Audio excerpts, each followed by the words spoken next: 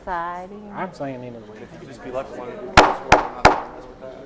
It is now 5 o'clock. We would begin the workshop for the Board of Mayor and Aldermen, July the 26th, 2012. We have no one that wishes to speak on Citizens Forum tonight.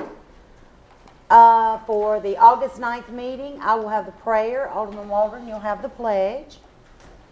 At this time, we're going to start with some presentations. We do have quite a lengthy meeting tonight. And we would like to start with the Election Commission. I believe I saw Ms. Lester. We're going to start with you tonight. And we'd like to wish her a happy 10th anniversary. Wow. And she's having to share that with us tonight. Where would you all like for us to be set up, have access to the PowerPoint projector and so on? If you have somebody else who might need to just go quickly who doesn't require that, then maybe while we set up, Okay. you could let somebody else go. Is that okay? Okay. Okay. Let's see. If you don't mind, I'm not going to move to Mr. Cross because he's going to need quite some time there. So we'll move you. Let's just go, if it's okay, we'll do number 4. Do some of the the older business because we do have some presentations that do require quite some time. I'd like to also remind everybody that this is being taped live. So we'll move on to old business, which is number 4, second reading, ordinance 2012-14, an ordinance to amend Title VII of the Severn Municipal Code by amending references to specific positions. Bruce, you want to freshen everyone up on that one? Yes, ma'am. This is the ordinance to amend Title VII, which is the fire chapter, basically all the different regulations about fire. It's changing all of the references that went to the fire marshal and all of the people that are no longer here. So we're just basically changing this to the appropriate people. Okay. I believe that's all this ordinance really does. Ricky and I worked on this extensively Okay. to try and get this ready. So. And also, did you include Mr. Salyers? Because I do believe There's references in here to fire inspector, we changed some for the fire chief, changed some for the city administrator or designee. So that way, if we have any position changes in the future, that we can do that administratively and not have to come back and redo an ordinance. All right. Does anybody have any questions? Any questions whatsoever regarding this ordinance? All right. I'm just watching to see if when they get this up and running. Let's briefly go over, we'll start with some of the consent agenda items. And Ms. Lester, just let us know when you're ready and we'll... We're ready. Okay, go right ahead. That was quick.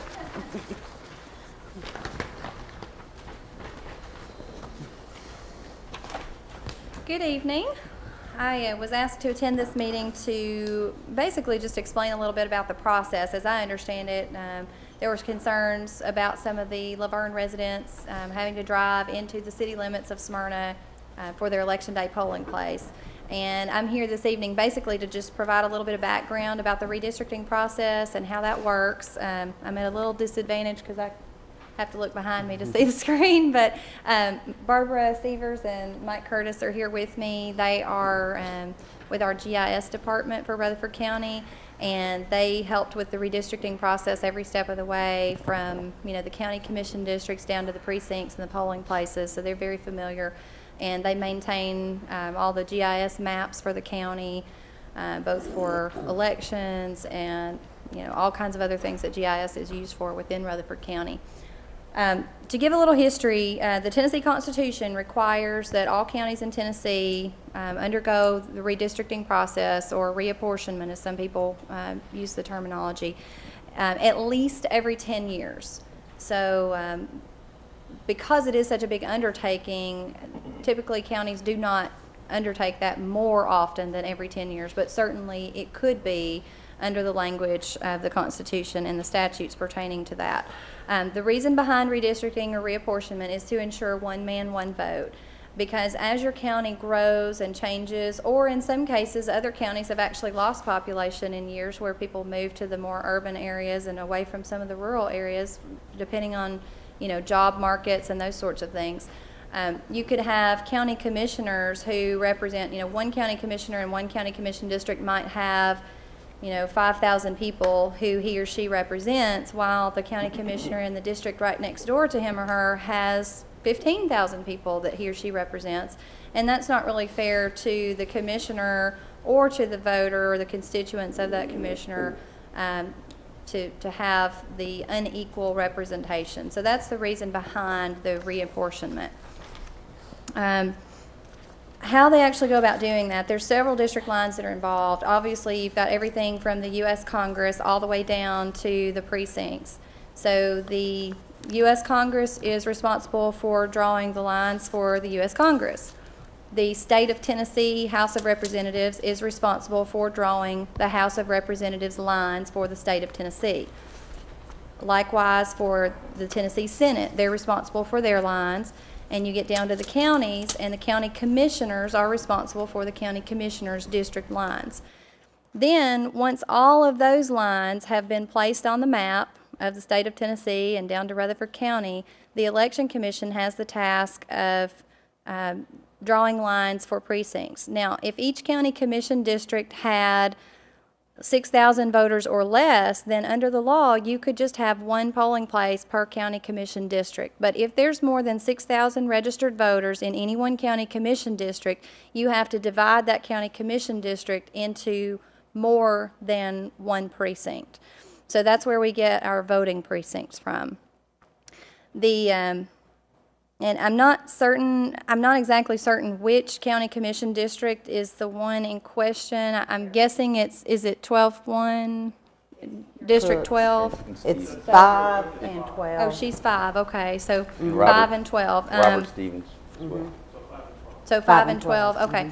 Well, what happens is like I said, you've got your county commission district lines that are drawn, and then when it gets handed to the election commissioners, they then have the task of choosing the precinct lines.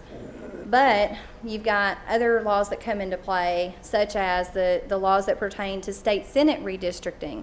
When the Senate lines are placed on the map, Rutherford County has more than one state senator, so that presented a unique challenge for us. There are about 7, maybe 8 counties in the whole state that have more than one state senator, and Rutherford County is one of those.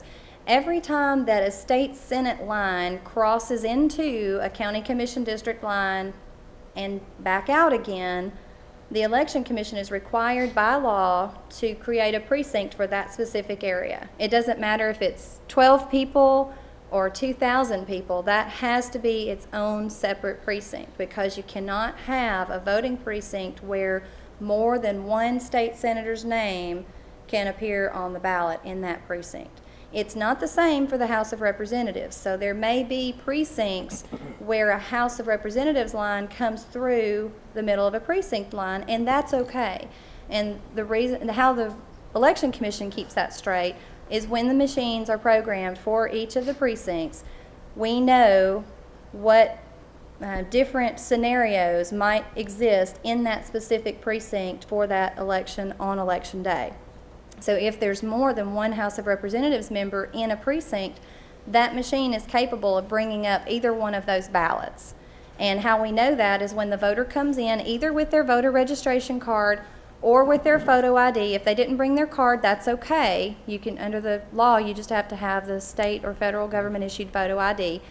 We bring the person up either in the old style signature books or the electronic poll books, and that will give the registrars the information they need to pass on to the machine operators for what county commission district that person lives in, what precinct, and that would tell them obviously if they're at the right polling place, and then further it would tell them which House of Representatives district that voter lives in and which state Senate district that voter lives in, as well as whether that voter is inside the city limits of any municipality or not, and if so, it will give a number which represents that municipality. So when that information is given to the machine operator then pulls up the appropriate ballot for that voter.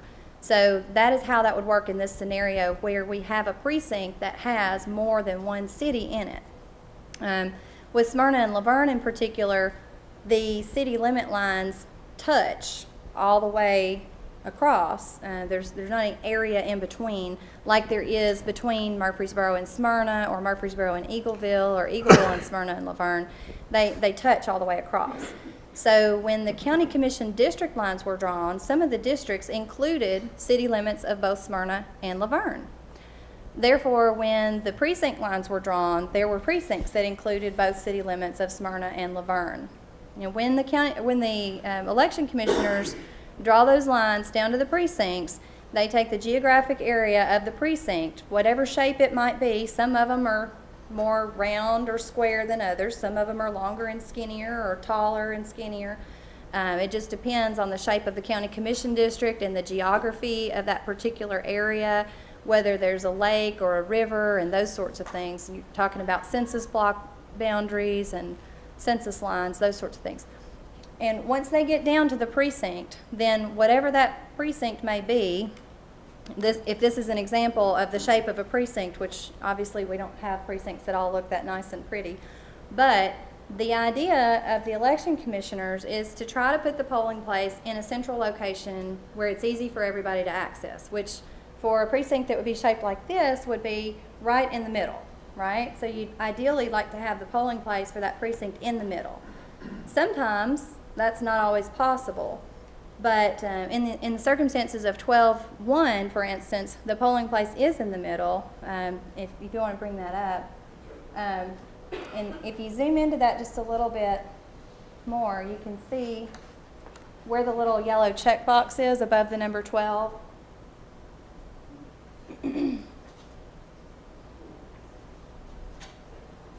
It's the Tennessee Rehabilitation Center, which is also one of our early voting sites. And if you look at that county commission district, the shape of it, that yellow check mark is, thank you, that yellow check mark right there is in the center, because the lines for, the brown represents the entire county commission district 12. But then this purple line represents the precinct boundary. Am I correct, Mike? Okay, because this map is different colors than the one I'm used to looking at. So that's the precinct boundary. So the precinct is actually shaped kind of long and narrow up through here. So this was the most centrally located place that met the requirements of a polling place. And when the election commissioners are choosing polling places, they have to look at certain things like, parking, handicap accessibility, heated and cooled space, just room. For election day, when people come in and they line up to vote, you've got to have enough adequate space for people to be lined up and out of the heat or out of the cold, out of the rain, whatever the case may be. So they try to find a place that's convenient and comfortable for everybody to go, where we don't have issues with handicap accessibility, and where there's plenty of parking as much as possible. And for this precinct in particular, the Tennessee Rehabilitation Center is set up where it's easily accessible from the road. There's handicap entrances, everything is either ramped or smooth, and that was a very convenient location for that. Now, I don't know on this map, Mike, where the city limit. It's the blue and green. This right here. Okay.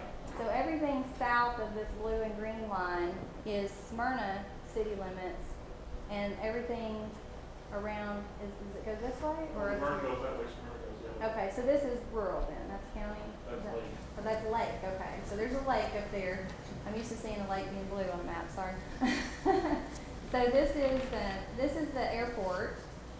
So that airport kind of divides that precinct. There's really nothing in that area that we could have used for a polling place, and that's the lines that you're looking at for Smyrna and Laverne. So this little area right here of Laverne is part of the county commission district, and therefore it ended up being part of this precinct. So I believe I checked some addresses, and let's see, for 12-1, For 12-1, let's see, I checked some addresses on just Google Maps, and we don't have the street names up here, but let's see. 12-1 is largely Smyrna, which we talked about, and there's a small part of Laverne located within it on the west side, which is located at 460 9th Avenue in Smyrna. Okay, from the address of 114 Grove Mill Drive in Laverne, I don't know, is that up in this area? Okay, up in this area, that's what I was thinking. From 114 Grove Mill Drive, which was just the farthest point I could possibly find in this little area, to the polling place over here, the suggested route was 4.7 miles. From 2140 Academy Way in Laverne, which may be down here somewhere, would that be right? To the polling place, the suggested route was 5.5 miles. So we're not talking about more than 5.5 miles from the farthest point here to the polling place. Now up in this area, that's in the lake, I suppose, but somewhere right up in here and maybe down in here, I checked some addresses. 280 Sharp Springs Road to the polling place is 2.3 miles, and then 1222 Weekly Lane to the polling place was 2.3 miles. So from these areas to the polling place, it's about 2.3 miles, and then from these areas, of course, you've got the airport there, which is a big part of that. And you know, Sam Ridley Parkway goes along. I guess this area, is that Sam Ridley? Okay. So these individuals, I suppose, would come down and get on Sam Ridley Parkway and come around that way, and it's just right off Sam Ridley Parkway. So that kind of explains how the polling place was determined for 12-1. It's a lot easier if you see it on a map. And then you said there were concerns about 5 also. Is it 5-1? Yes. Okay, let me look at my notes for 5.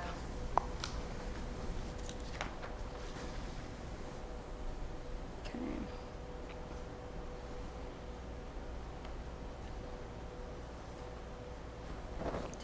Okay.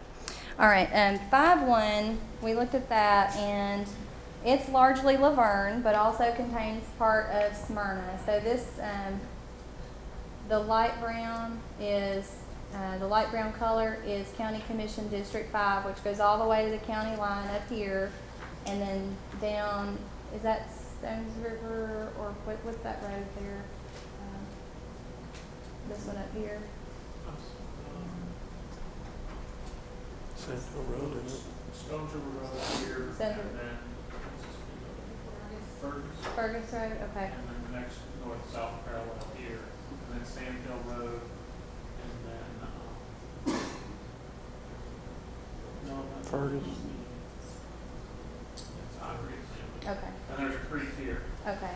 So again, these are lines that were drawn by the county commissioners through the redistricting process to come up with the County Commission District 5. There were more than 6,000 registered voters in County Commission District 5, so the Election Commission had to split that up into at least 2 precincts. And this is where the precinct line falls through there, that purple line. Correct, Mike? That is correct. Okay. Then you can see the, let's see, the city limits. We've got down in here, but is that all part of, is that all part of 12? Yeah, this is part of 12. Okay. This is 5 up here. Oh, down This is here. the city This limits was line. the area right here that's got part of Smyrna in it. I knew my notes referred to there being part of Smyrna. But the colors on the map I looked at were different on this one, so that's why I'm having a little trouble deciphering that. Okay, so in 5-1. I made these a little higher contrast so they would be more easily visible on the screen. Right, yeah, it kind of gets watered down with the projector sometimes. 5-1, Precinct 5-1 was a largely residential area, and there just wasn't really anything located centrally to that. Is this going to be our polling place right here? Yes. Cedar Grove Elementary School. When the commissioners looked at the area as a whole, either there just wasn't anything located within the boundaries of 5-1, or there wasn't anything located within the boundaries of 5-1 that was suitable for a polling place as far as, best choice. And I'm guessing, let's see, that one is, right, okay. So that one is still within the boundaries, even though it's at, down there. Ideally, it would have been nice if we could have found some place right up in here,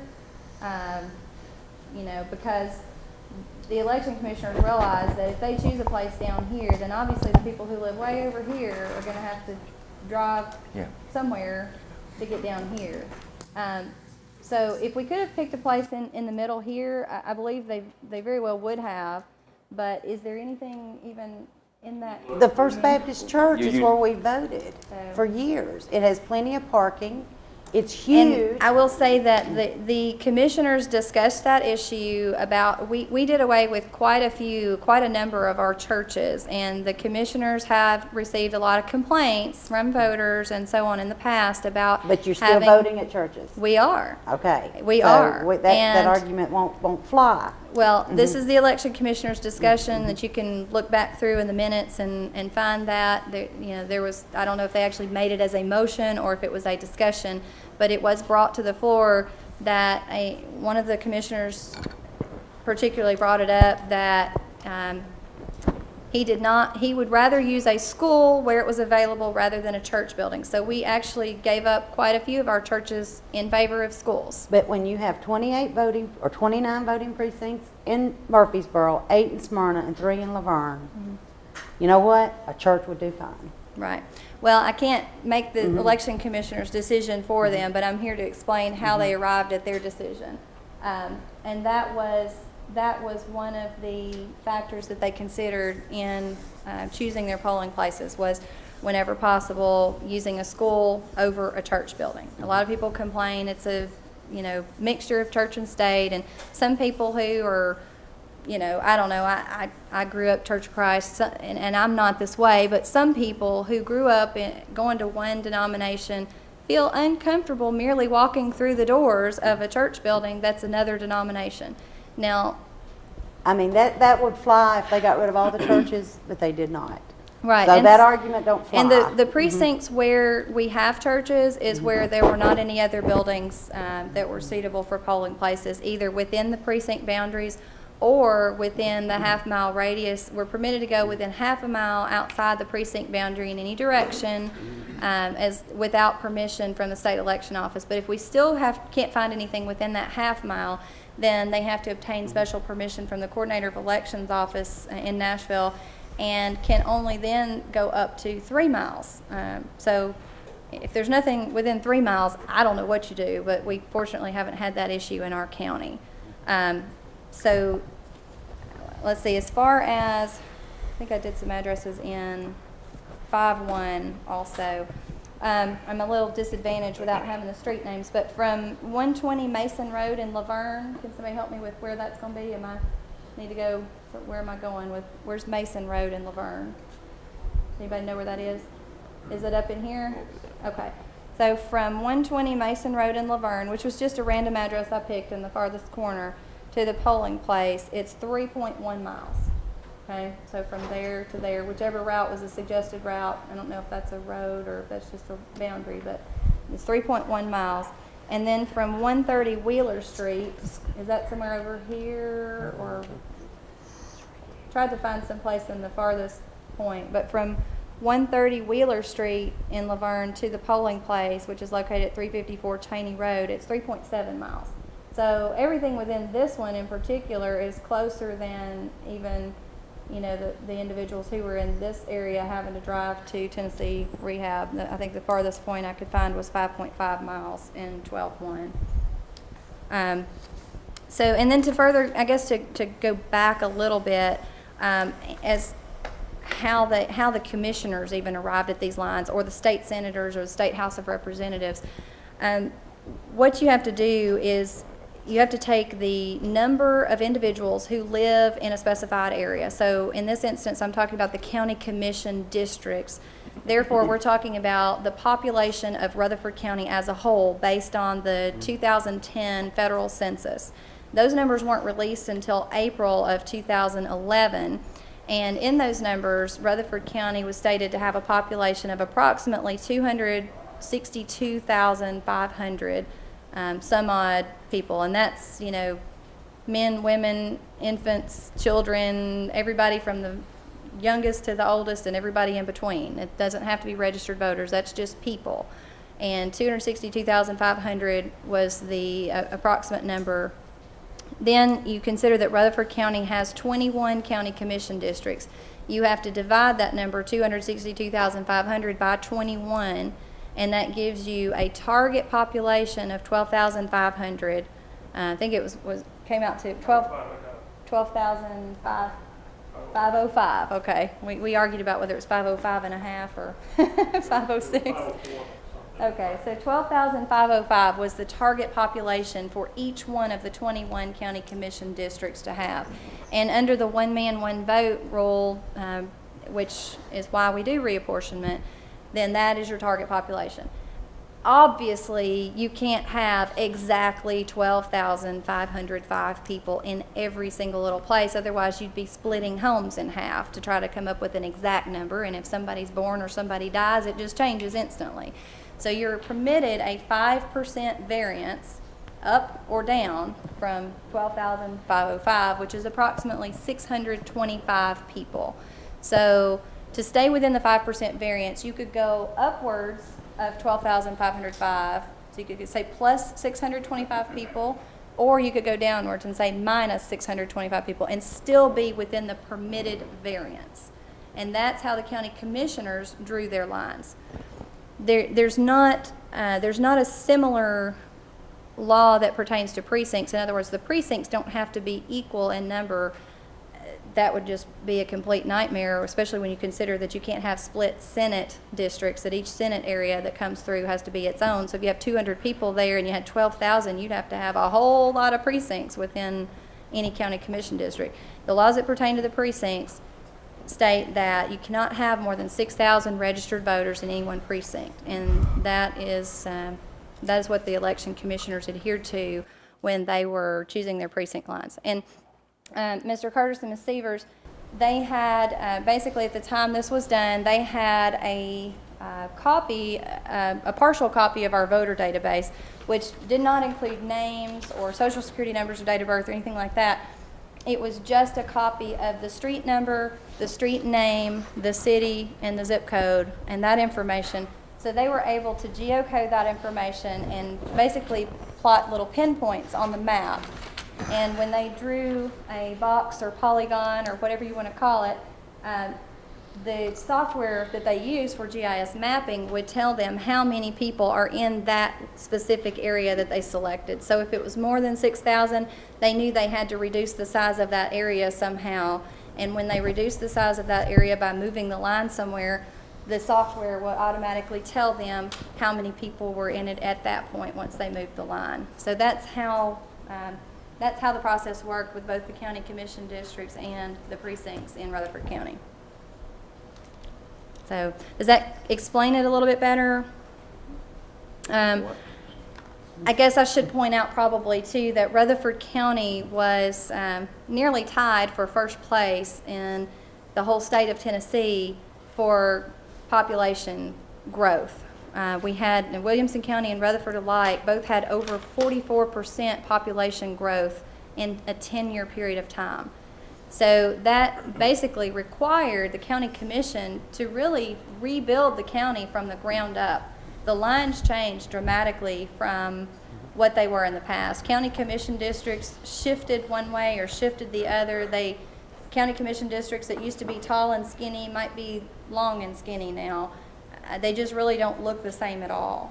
So it was really, because of the explosive growth that we've had in the last 10 years, it was really a challenge for both the county commissioners and the election commissioners to come up with a solution. And obviously the people who live close to the polling place don't have to drive as far as the people who live farther away, and that was one of the reasons that they tried to choose a centrally located polling place within the boundaries of the precinct.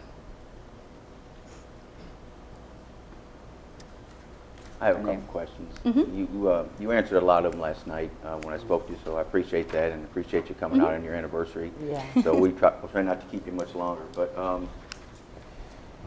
I think there was one other district we didn't look at. I think it was Brad Turner's district, where there's part, I think he's part of McFarland Point, where they're actually being taken about 8.5 miles into a precinct. Again, I understand the task that y'all had and a very limited amount of time that you had to do it. And explaining the commission lines was great. It's really the precincts that we're asking right now, and I think that's the responsibility of the election commission. I guess a lot of people in Laverne that I've spoken to called me with concerns. Why Laverne? You talked about explosive growth. Laverne is right up there with any city as far as 78% over the last 10 years. Why Laverne? You dropped us from 5 basically in Laverne to 3, and I know money's tight and you had to, but does it really make sense to drop Laverne lower to 3 precincts back where we were probably when we had about 9,000 people in an election year that presidential election year that it's going to be very, it's anticipated that it'll be, voting will be very large. So I guess those are my questions. Right. Most of us can get around, have the means to do it. I'm more concerned with the ones who have called and said, basically I won't vote. Maybe they're just doing it to be stubborn, saying, or just basically they can't get into the precinct. So that's our concern. And let me, I'm going to get Mr. Curtis or Ms. Severs to answer a couple of those questions for you, but before we get away from it, I just don't want to forget because that is a real concern for us. We do not want anyone to just say, I'm not going to vote. Obviously, we would like it if everybody would come out and vote. That would be wonderful. Realistically, no, it doesn't happen. We wish that it did, but it doesn't. And about 50% of the individuals who typically vote in elections in Rutherford County do vote early. And I want to make sure that there's no doubt about it. We want to get the word out there that we do have 6 early voting sites located throughout the county where anyone can go and vote. There's one in the Laverne area at the Laverne Civic Auditorium on Old Nashville Highway. It's open Monday through Friday from 10 to 5. Also, on Saturday, this Saturday, we have extended hours because this Saturday is the last day of early voting at all. And it's not only is it the last Saturday, but it's the last day of early voting.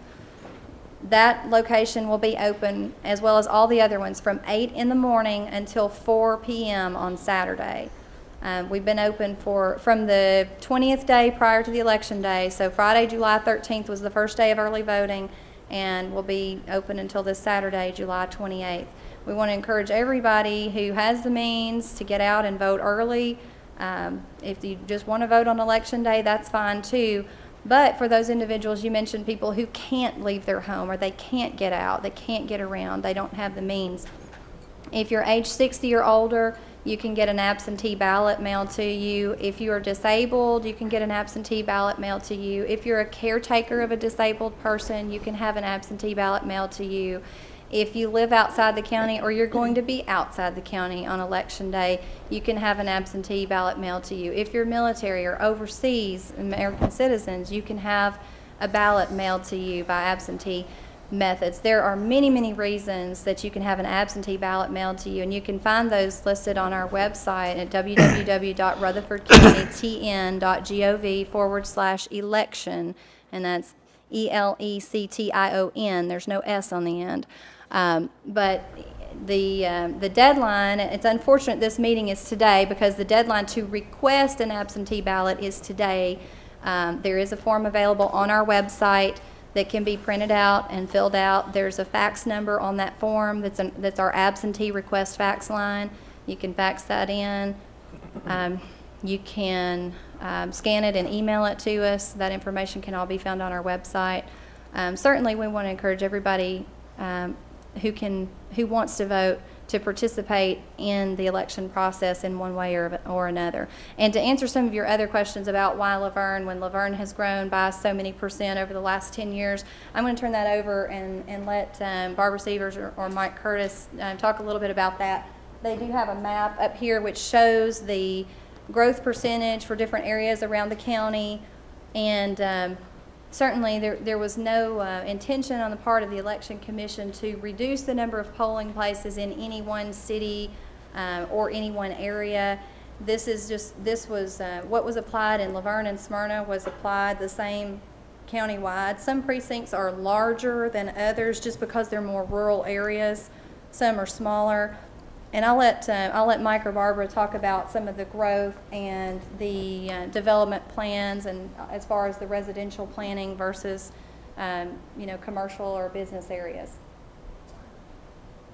I'll start and Mike can follow up. This map here is strictly the population growth information based on the existing commission districts that were done prior to redistricting. And if you'll notice in Laverne, there's a 33%, a 31%, and a 35% increase for 3 of the districts that surround or are in Laverne, and 0% in District 5. It's more commercial and industrial and not as residential, which is part of the reason for the lack of growth in that area. Plus, it was already mostly built out over the last 10 years. So as we looked at moving the precincts and moving the commission district lines, we had to shift the areas of negative population, like 13% here in District 6, -3, -8, and 12, to accommodate and balance out to reach that plus or minus 5%. So that plus 35% had to become plus or minus 5%. And that 0% had to become plus or minus 5%. We had to take from that because that was a place we could pull people from to balance out. Otherwise, we had nowhere else to go really on the north end. So in turn, Mike, pull the other map up, please, with the precincts on it. So in turn, we ended up with District 1, which is largely Lake Forest, that we had absolutely nowhere, due to the population growth and the residential growth in that area, to put a polling place. There was absolutely nowhere that met the criteria of the Election Commission to put one there because there's no public building there that's large enough with the proper parking or handicap accessibility to do that. So we had to actually put that polling place outside the district, and it sits right down here in District 5. It's within the half mile that Nicole spoke about earlier. So those people are actually having to travel outside their district to vote, but it's because there is nowhere in that area that fits the criteria. And so other districts are feeling the same pain. And used to, we could follow city limit boundaries. In 2000, when redistricting happened at that time, a lot of city limit boundaries were followed, and precincts and polling places and things of that nature were really strictly city-based or county-based. And these precincts and commission districts were city precincts or commission districts or county precincts and commission districts. But because of the growth and how it all kind of shifted north and west, we had to encroach upon the cities from the county rural areas to balance the population. There's not a single district anymore that is strictly county or strictly city. There is city and county or multiple cities in every single district that exists right now. It is an adjustment for every commissioner. It is going to be an adjustment for each of the precinct operators as well, as they get accustomed to these differences in how the polling place is. Now, at the placement, Mike can talk a little better about the placement of the actual polling places. The initial plan was for us to reduce as much as possible to meet that 6,000 threshold, the amount of polling places, because it is easier to manage and maintain. People get better service when we can have better poll workers in a single place where they continue to go all the time, and it's more cost effective for the county to do so. You're not having to man as many polling places. It's cheaper. And those were some of the considerations that were given at the time that the polling places, as a whole, were looked at and that attempt was made. Just one quick question. Yes, sir. You said all cities are bearing the brunt of this basically, but my question here, and certainly not trying to be argumentative, just want to get an answer here. I don't think there's anywhere where Smyrna is traveling into Laverne to vote. It's Laverne residents that are bearing the brunt of it. And that's That's kind of right. the point that we're trying to make here. Well, I- and I'm not, definitely not disagreeing with you in that sense. They are traveling into Smyrna to vote, but those are not decisions based on my decision or Nicole's even, or Mike's. These are more decisions that were made by the Election Commission themselves. We did, at the time, have a website up. It was on the county website when we first launched the polling places and the precincts, and we asked for feedback on the website. We got no comments whatsoever from anyone. Did we have a single comment? I don't think we had a single comment from anyone regarding that. It But was did on- anybody ever try to contact any of the elected officials sitting up here? I'm unaware No, of that. I can answer that. No, they did not. Oh, And- you were just stating they were all advertised public meetings. If I can, just real quickly, too, one very, very important thing, I really don't want to leave this out. When you're talking about the number of individuals in the precincts and so on, whether it's, 5,999 or whether it's 2,332 or what have you, there is a state law that that mandates when you use electronic polling or electronic voting machines like we do in Rutherford County. I think the majority of the counties statewide probably all use them now. I think everybody's considered to be a computerized county as far as the voting machines. You are required by law to place no less than one electronic polling machine or the voting machine for every 1,000 registered voters in that precinct. So if there are 3,000 registered voters in a precinct, we're required to have at least 3 machines there. If there's 5,999, then no, it's not. We're going to have no less than 6 machines there. But also in determining the number of machines, we don't strictly look at just the number of registered voters in those precincts.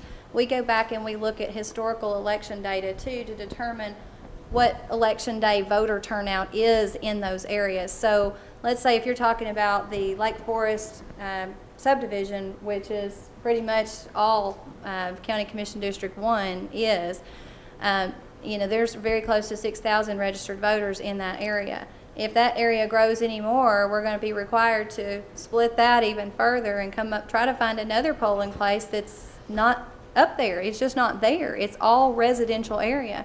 So, we can't have a polling place, and I don't want this to sound, silly, but, we can't have a polling place in somebody's house. Obviously, it's not big enough, it's not ADA accessible, and so on and so forth. We have to have some type of a public place, whether it be a church or a school or other public buildings such as that is accessible, and it meets the codes, and so on and so forth.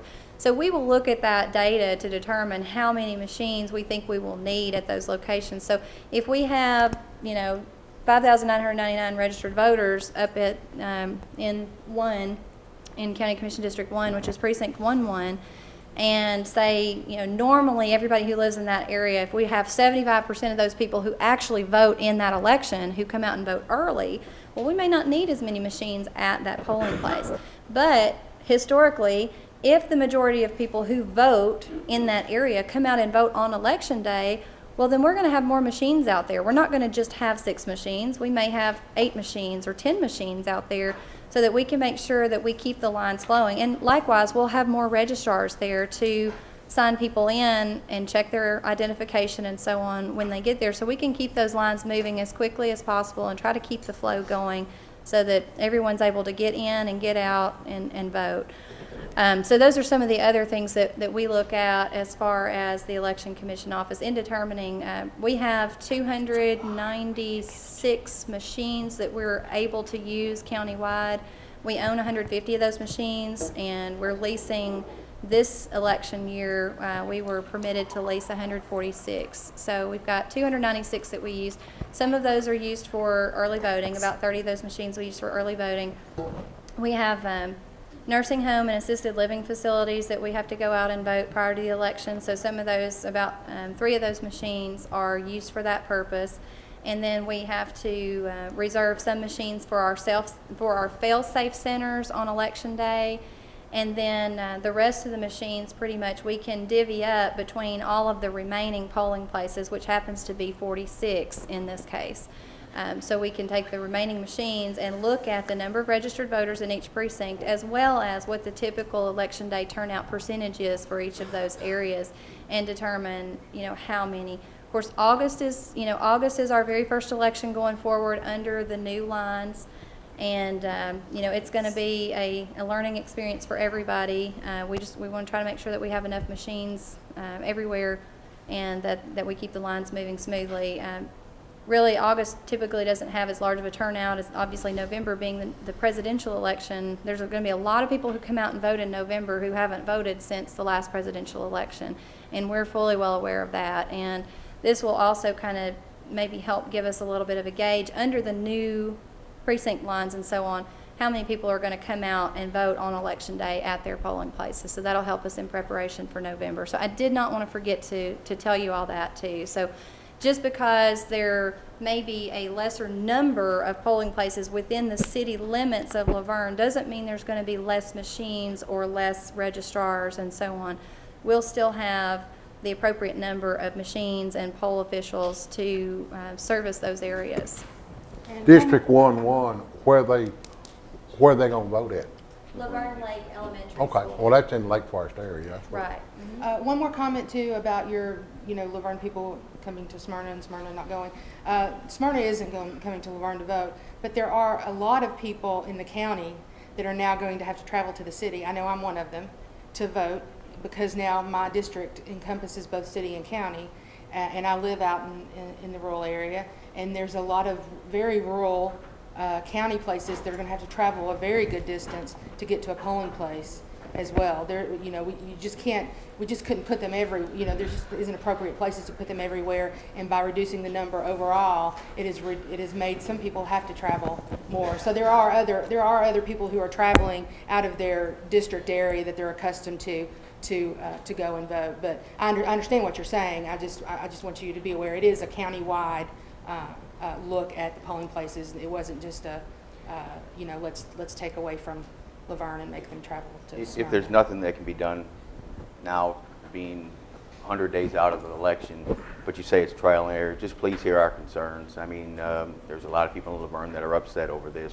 Some people it doesn't matter. Some people, I got closer. So, I mean, thank you for that, but that doesn't help. I guess I'm just saying, please hear our concerns going forward. So. Absolutely. Anything, Mike, I left out you might want to cover? Unless they want to really go into detail how we do geocoding. No. No. Yeah, I mean, my parents live in Murfreesboro, and they voted at Hobgood Elementary School since I was old enough to go in the old-timey voting machines that had the curtains around them and go in there and get to push the buttons. I always thought that was exciting if they let me push the buttons. But, they're going to be actually, my dad will be driving outside of the Murfreesboro city limits to Bud's Tire on Woodbury Pike to vote. There's just a very small area there because of the Senate lines, the way the Senate lines cut in and out and around some of our county commission districts that were created. We had to create separate precincts for all those areas, and we just didn't have, even in the city of Murfreesboro, didn't have enough places within all of those boundaries to find a polling place. So I think it's, we had to actually get permission on that one because I think it's 1.7 miles, down Woodbury Highway outside of the precinct line. So it's a change for everybody, and I guess just the best way I can put it is it's growing pains. It really is. Rutherford County has just exploded in growth in the last 10 years. I know that Laverne and Smyrna areas have really grown up a lot with all the new restaurants and everything else that's there and new subdivisions, and that's great, but it does create growing pains. One other thing that I would like to mention too, as far as you saying that Laverne residents have to drive into Smyrna to vote, but Smyrna not so much to Laverne, those areas where the polling places are located outside of the Laverne city limits and not vice versa, it seems to be that where the city limits of Smyrna and Laverne touch, there's more area within the city limits of Smyrna for commercial buildings and so on than there was in Laverne for that reason. But I hope that I've answered your questions. If anybody else has any other questions, we'll be happy to answer them the best that we can, whether it's tonight or, you need to call the office sometime and discuss it with us. Obviously, the election commissioners are available to hear any of your concerns. Is there anything else? Appreciate you coming out. Yeah, that's no problem. Thank you. Okay, you're very welcome. All right.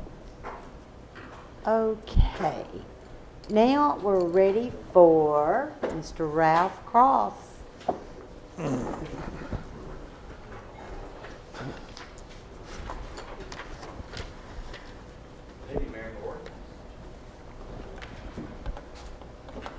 Nice to be with you this evening. I have an update for you on the study that we presented last year. It's not all, I don't think you'll see any surprises here.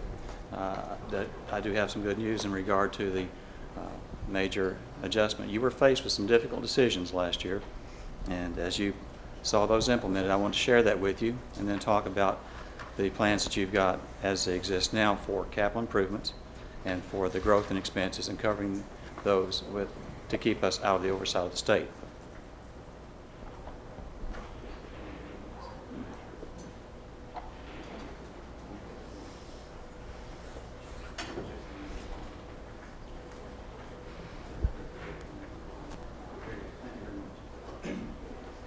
I'm Ralph Cross, and I've worked with MTAS for about 13 years and worked with Vergne for time to time. And as we'll talk about this, the MTAS mission here was to update the existing study I made last year and to consider the financial impact of the changes to the capital improvement program that you've made. Also, evaluate the cost of debt. As you may remember, as we discussed the study last year, that the capital improvement program was going to require you to borrow some money. You didn't have enough cash on hand, and what many utilities would not have the cash on hand to implement the capital improvement program you had as it existed last year. And then we'll talk about the water and sewer revenues that we'll need to operate the utility and keep on a sound financial basis. As we mentioned last year, the three things the state looks at: your total net assets, your change in net assets, and the impact on your ability to pay bonded debt. So as we look, the controlling state agency is the Water and Wastewater Financing Board, and they ask that you visit them whenever you fall in the category of a distressed utility, which would be having 2 years of negative change in net assets, default on debt, or have a deficit in total net assets. As we look at it, we see the change in net assets, and I look at this from the trend from the financial statements that for 2 or 3 years, and then I brought in the most recent financial statement you had year into 2011. As we look at that, we also project with the financial statements that ended June of 2012, this current year. I don't have audited financial statements, but by using the financial statements of the city, it appears that the rate changes that you made last year to increase your revenue, the water system increase of 40% and the sewer system increase of 60%, will yield you a positive $644,000 change in net assets. That's a big difference from the negative change in net assets you had 3 or 4 years in a row before. We'll see. 2007 was the last year you had positive net assets, positive change in net assets. There was a $2 million negative change, $1.4 million negative change, $1.4 million negative change. But it appears that this year you'll have a positive change in net assets, and we'll know more whenever you have your audit finally completed and all the adjustments are made. It appears also that that change in net assets is going to directly reflect in your total net assets. So as you see, in previous years you were watching your total net assets fall each year, and now we're seeing them step back up, so you're going positive again. These are positive trends.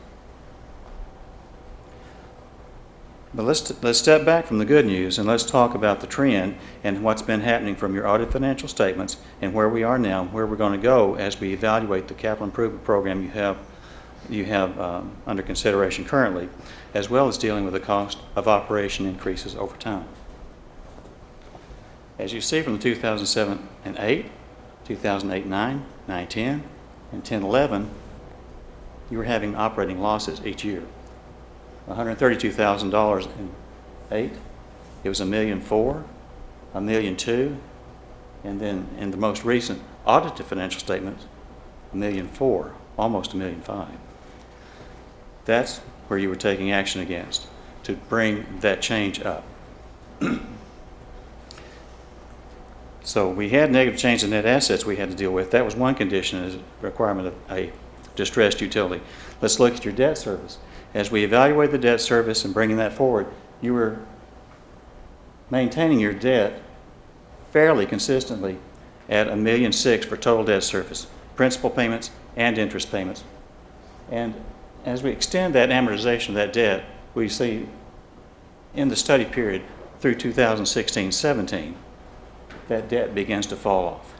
So you're getting a little relief here from your current debt schedule. If we look at the most recent audited financial statement, 2010-11, on a $6 million revenue, your debt service, principal and interest, is about $1,600,000. We're looking basically at, of every dollar in sales, this is the water sales and sewer sales. It's not all the other revenues associated with the system, but of water sales and sewer sales, you have about 26 cents of every dollar being dedicated to pay principal and interest. That's not too bad. There are systems that have worse ratios. In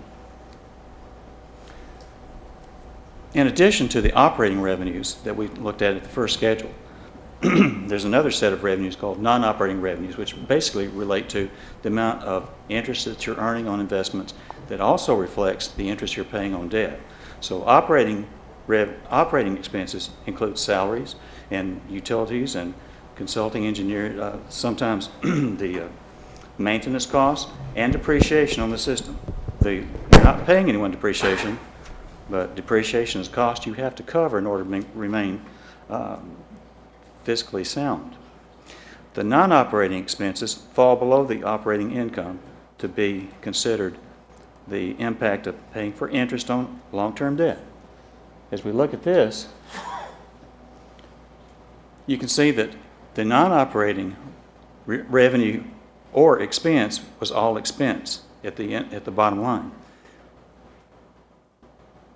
These negative numbers were not doing you any favors with your operating income. You were falling further and further behind. The income and loss before transfers and contributions, as of the last fiscal year, 10-11, $2 million in the hole. If we consider tap fees, that helps offset, but this is not enough to help you get out of that $1 million deficit, $1,400,000. Now, we're going to see that the change, there was only a month or so of the impact of the changes that you had made. So you're not seeing in this financial statement the positive benefits of the change that you made. But will reflect in these trends as I project them forward. You'll see how that change happens.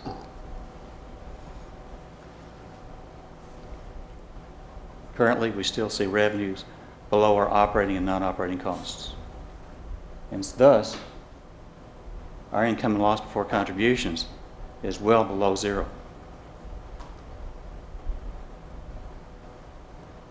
There's our $2 million negative number. Now, you increased the rates. You made a major change to the adjustment. But we still have to look at capital projects. The capital projects, as you listed in 2011, were about $20 million. And we had $2 million in 11-12, 4.5 in 12-13, so on and so on. About $5 million for 3 years in a row. And when we look at our new schedule, we've got a little relief for 12-13, $1.8 million, but there's an $8 million capital outlay that needs to be done here. $8 million includes the acreage reserve. we have stretched those capital projects out a little bit, so we're looking at a similar number in terms of total capital outlay as before. 4 million, 5 million, 5 million, to 2 million, 8 million, 5 million, and then 4 for the 2 years following. You still have an aggressive capital plan that you have projected to move forward. As I mentioned before, depreciation is included in that operating expense category, so we have to cover that with our revenues. Operating expense of depreciation is not paid to anyone. It stays in the bank, and you're using that to run your operation. That's making up for the difference in part of that $200,000 negative you're seeing. That's cash you're using to pay principal and interest payments and other operational costs. But as we look, currently you have about $1.8 million in depreciation each year. As you implement these capital programs, your depreciation is going up a couple $100,000 to $300,000. I haven't depreciated your Corps of Engineer acreage payments, but you do have to deal with those in the capital as far as cash flow. But I haven't put them here to cover any expenses because those are rights rather than an item that will wear out. I looked at your most recent expenses and I tried to project those realistically for you at 3% for salaries and 10% for benefits and 3% for other expenses. And considering this first in isolation without additional debt to see what it's going to take in terms of revenue to keep you in a good financial position. In July, the programmed increase of 3% and 6%, 3% in water and 6% in sewer was implemented. So I've added that into the projections. And you see here the impact of the increase of the larger increase, one-time increase in water and sewer that brought you from this negative condition to positive. If we maintain with the 3% and 6% increase, in 2012 we're projecting that you'll stay positive for this year. If you don't make any more of those increases, if you just hold it right now and move forward with the cost I've projected, you're going to see the situation return as it was before, and you'll watch your income and loss before contributions fall below zero right away. Of course, by that time, if you're using those capital projects, you're going to be out of cash already, and that's going to happen sometime in fiscal year 13-14, fairly early, I would expect. This is the cash that you have on hand, and this is where it's going if we try to pay for those capital improvements with the cash in the bank.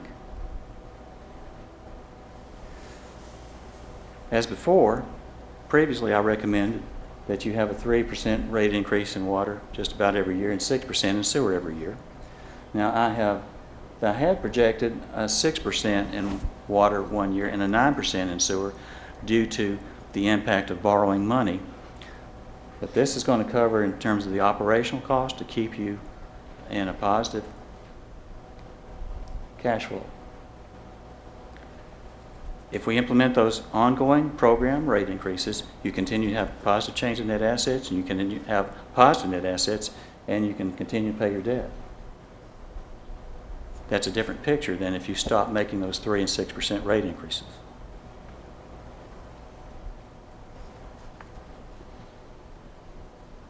We see our income here. Now, you're not racing off to the bank with this money, but you are staying out from under the oversight of the state of Tennessee. And that's a good thing.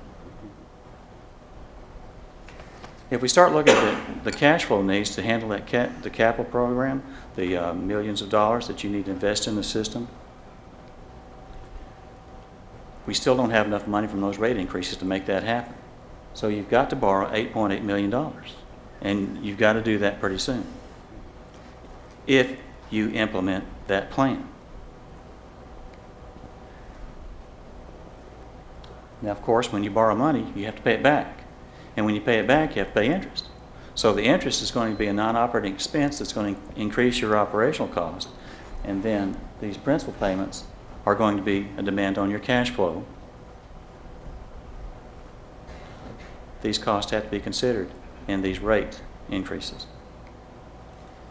If you borrow the $8.8 million, you put that, finance it over 20 years, and if you get somewhere in the neighborhood of 4%, then you can see your debt is going to expand, but you'll feel a bit of relief as some of this aging debt begins to taper.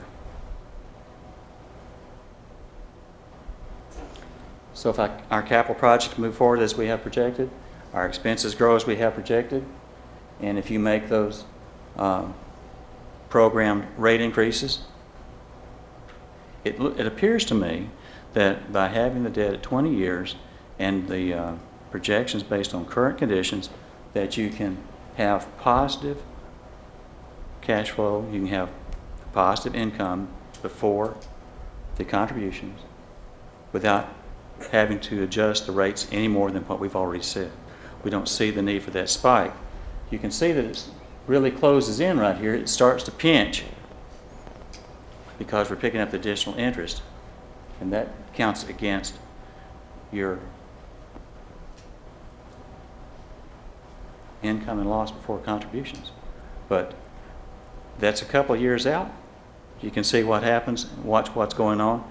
That so much of this is dependent on how your income reflects the growth in expenses. If you're very careful on the expense growth, then you're going to see better performance. If the revenue in the water and sewer continue to come in as you projected, then you'll have positive performance.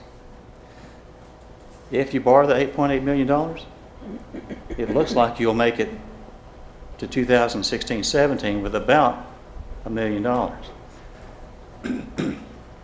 As you see, this is a very dramatic reduction in your cash balance.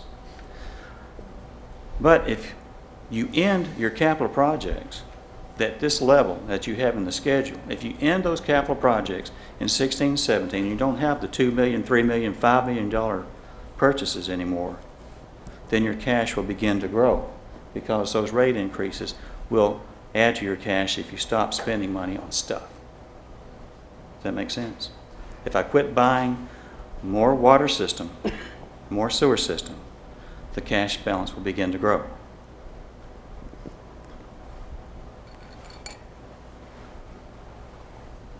So what we've got to do, we have to maintain that positive change in net assets. You want the state to leave you alone so that you can operate the system for the benefit of your citizens. You want to have positive total net assets, and you want to be able to make your debt payments.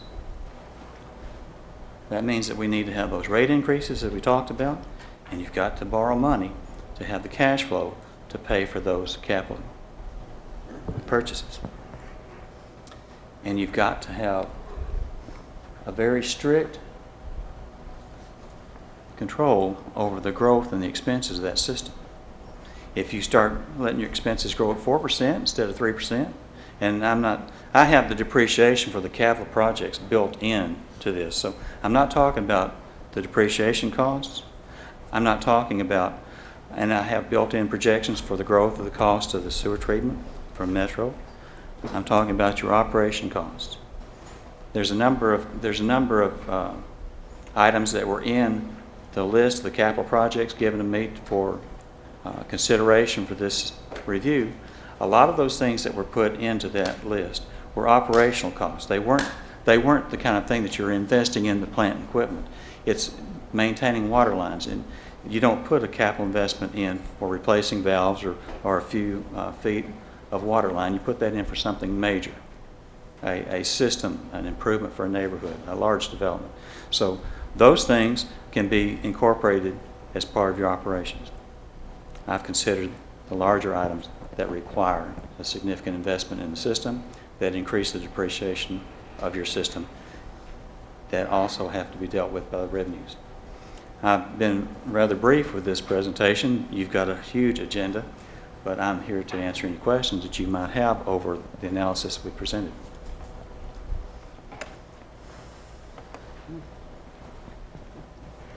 If you took those capital projects and the agenda we gave you last year, and you spread them over a 10-year period versus the 6-year period or a longer period, what changes do you see? Number one, are you still saying that the city should borrow 8.8 at that point in time, or could? I know that's totally different. You probably have to pull some numbers up, but I guess that's kind of my question. Whether we looked at it through 2016, 17, if we did it projects, if they could be extended out longer, what would that do? What kind of impact would that have? If I can extend the projects, and by building in time, having less that I need to borrow to put in the ground, whatever I put in the ground increases my cost of operation, and that has to be built in the rates. The depreciation has to be covered in the revenues. On the other side of that, putting pipe in the ground means that I have to have cash to write the check to buy it. So I have two things to deal with. One is the income side, one is cash flow. If I'm not spending the money, I don't need to borrow that money. If I don't put it in the ground, I don't have to increase my depreciation for that expense. So that takes a little pressure off the expenses. It takes a little pressure off the cash flow. Also, the less I borrow, the less interest I have to pay. So that also takes off pressure from that income before capital and transfers. Now, what's going to happen is, well, let's say that, well, we'll have the developers put the stuff in the ground and they'll donate to us. And that way, we won't have to buy it. But you will have to put it in the depreciation. Once you take it over and it's yours, you have to include the cost of that. Once you accept it, you have to cover the depreciation for it. And you're not writing a check to anyone for that depreciation. You simply have to account for it in your financial statement and cover it with your revenues. Obviously, we've taken a lot of, it wasn't the most popular thing to raise our rate 60 and 40% and then 3 and 6 each year after.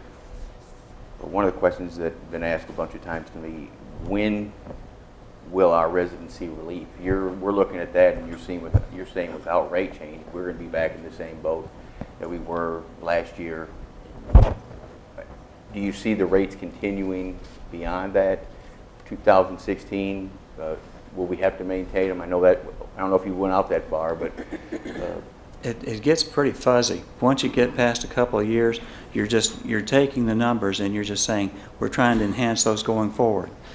As you move forward and you see that, if you're more conservative, once you put the new capital improvements in the ground, your operational cost possibly might reduce in terms of what you have to reinvest in expenses and maintenance of the system. So there's a lot of play that's going to come out of this. I can just take and say, well, it's going to go up 5%, 3%, 4%. We can pick a number, but looking at it from a trend of what's been recently and trying to carry that forward, going beyond 4 years or so is going to be, it's anybody's guess. But watching your expenses and putting in the improvements that you need, if I put new improvements in that reduce my expenses, then I'm going to have less expense going out and I'll have that money to spend for other things, or I can set it back and save it for my future projects. The state of Tennessee says that you're allowed to charge the rates for our utilities, for our enterprises that provide for the operation of the system, paying for debt, providing retirement, emergency monies so that I can respond to make sure that I have public safety well in hand in an in lieu of tax amount. But anything beyond that is to be returned to the ratepayers. We have about 8 things that we're legally allowed to charge rates for, and that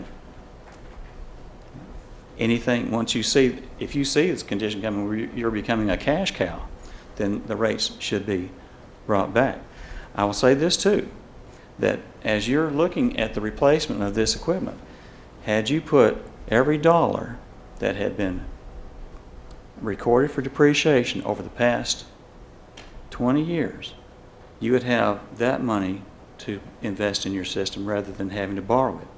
But to charge the rate that would cover depreciation as well as all the cash effect, you see what you need to borrow money for these cash investments. If you had charged enough money for that, your rates would have been higher all along. You're walking a tight wire.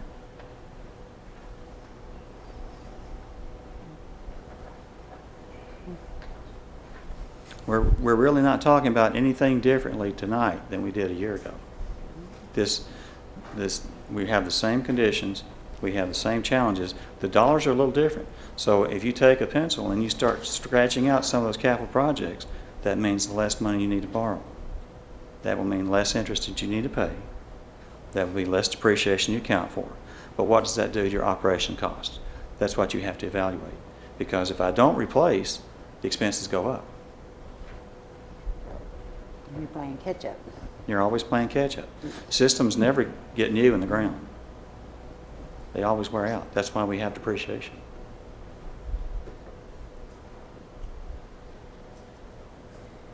Any questions? I think, like you said, it's pretty much what we knew. The picture's a little better, though, this time. The good news is you made some difficult decisions last time. They were uncomfortable and they were painful for everyone that have to respond to that. But you had to bring the system. You could not have survived if you didn't make those changes. You saw those negative numbers.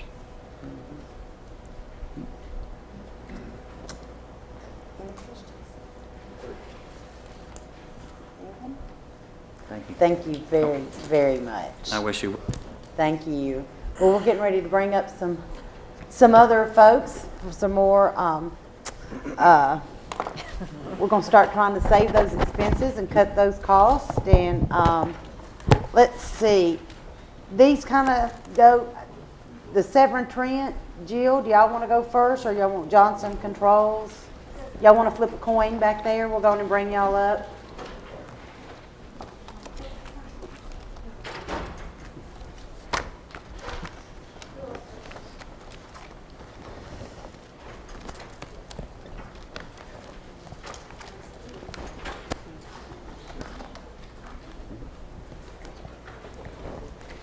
And this will be number 23, if y'all want to. Okay.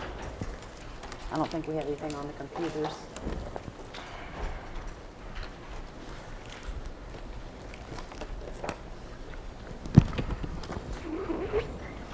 Got it, Master?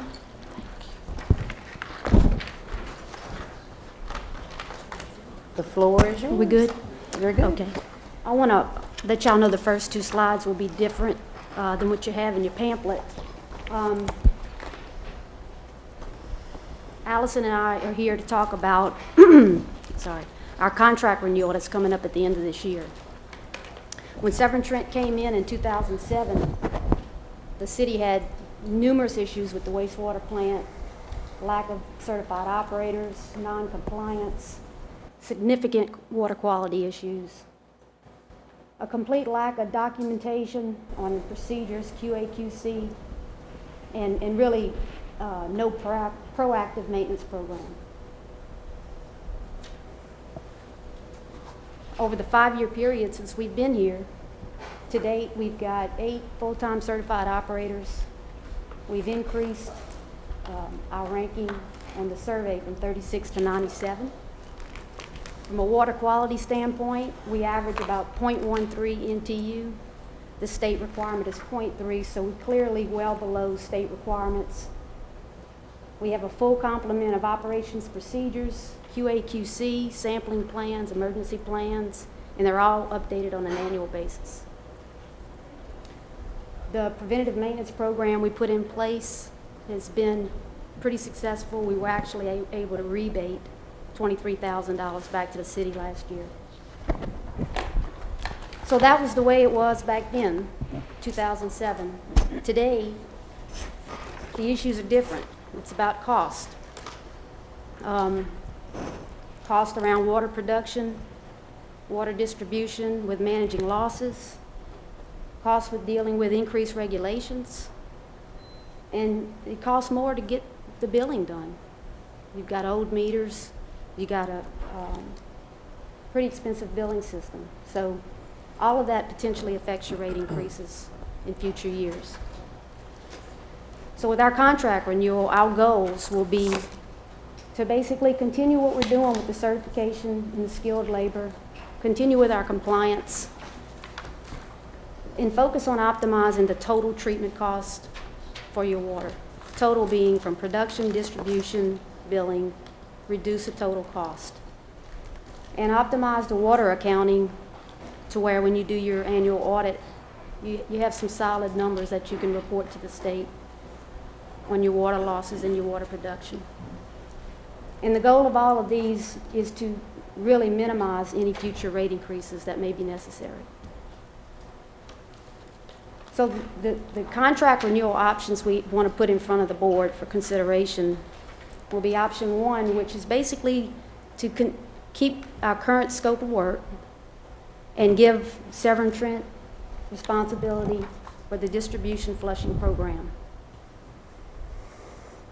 We're going to do this extra scope with the same employees we have now. We're going to provide $134,000 in capital, and this will upgrade your chemical feed equipment and your monitoring equipment, which will help drive down chemical costs. We'll do this with no change in our fee and a 5-year term.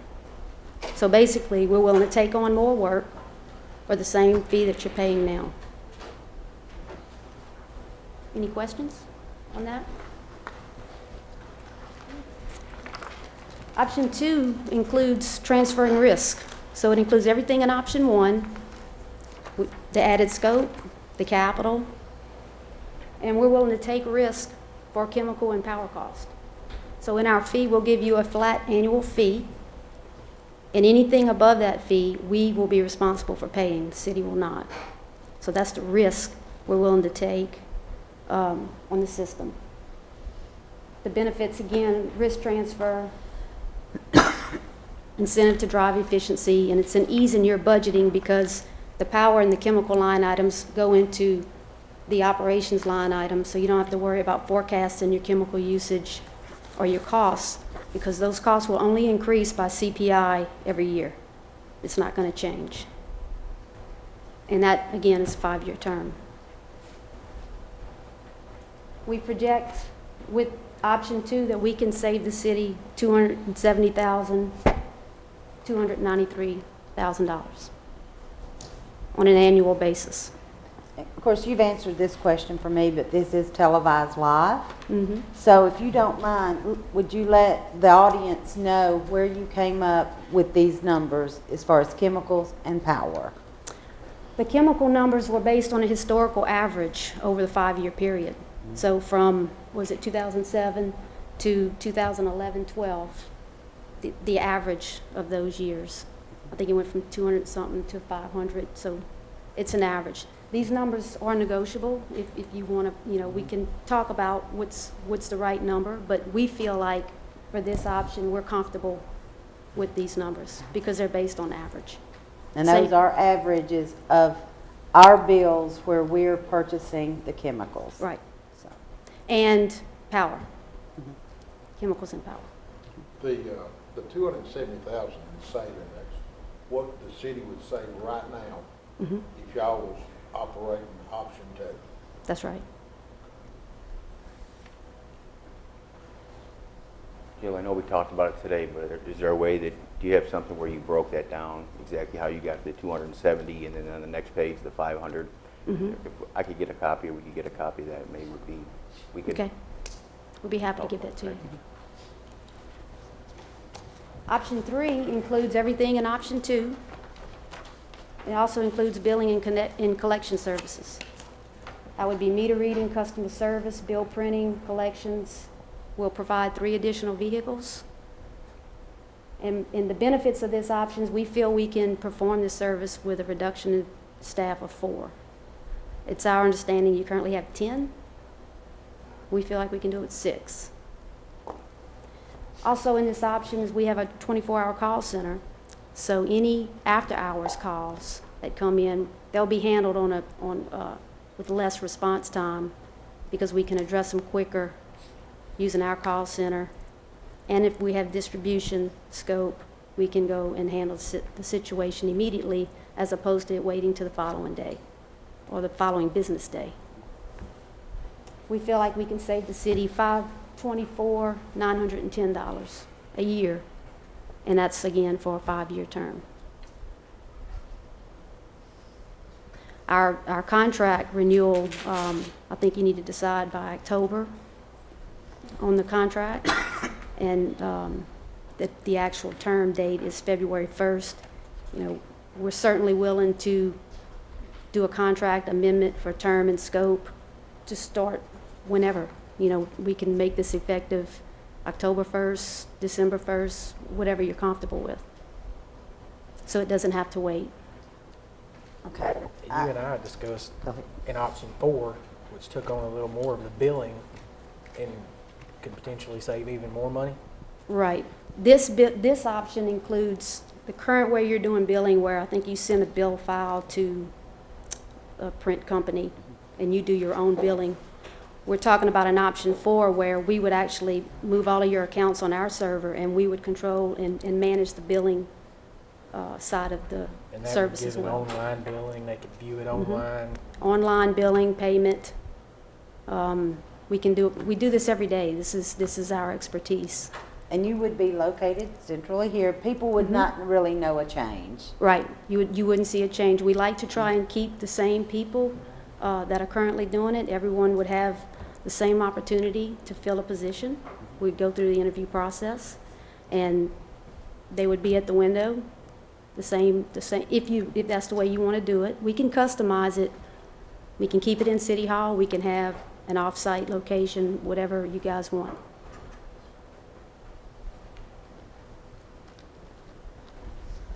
So just to summarize, a contract renewal is continued compliance.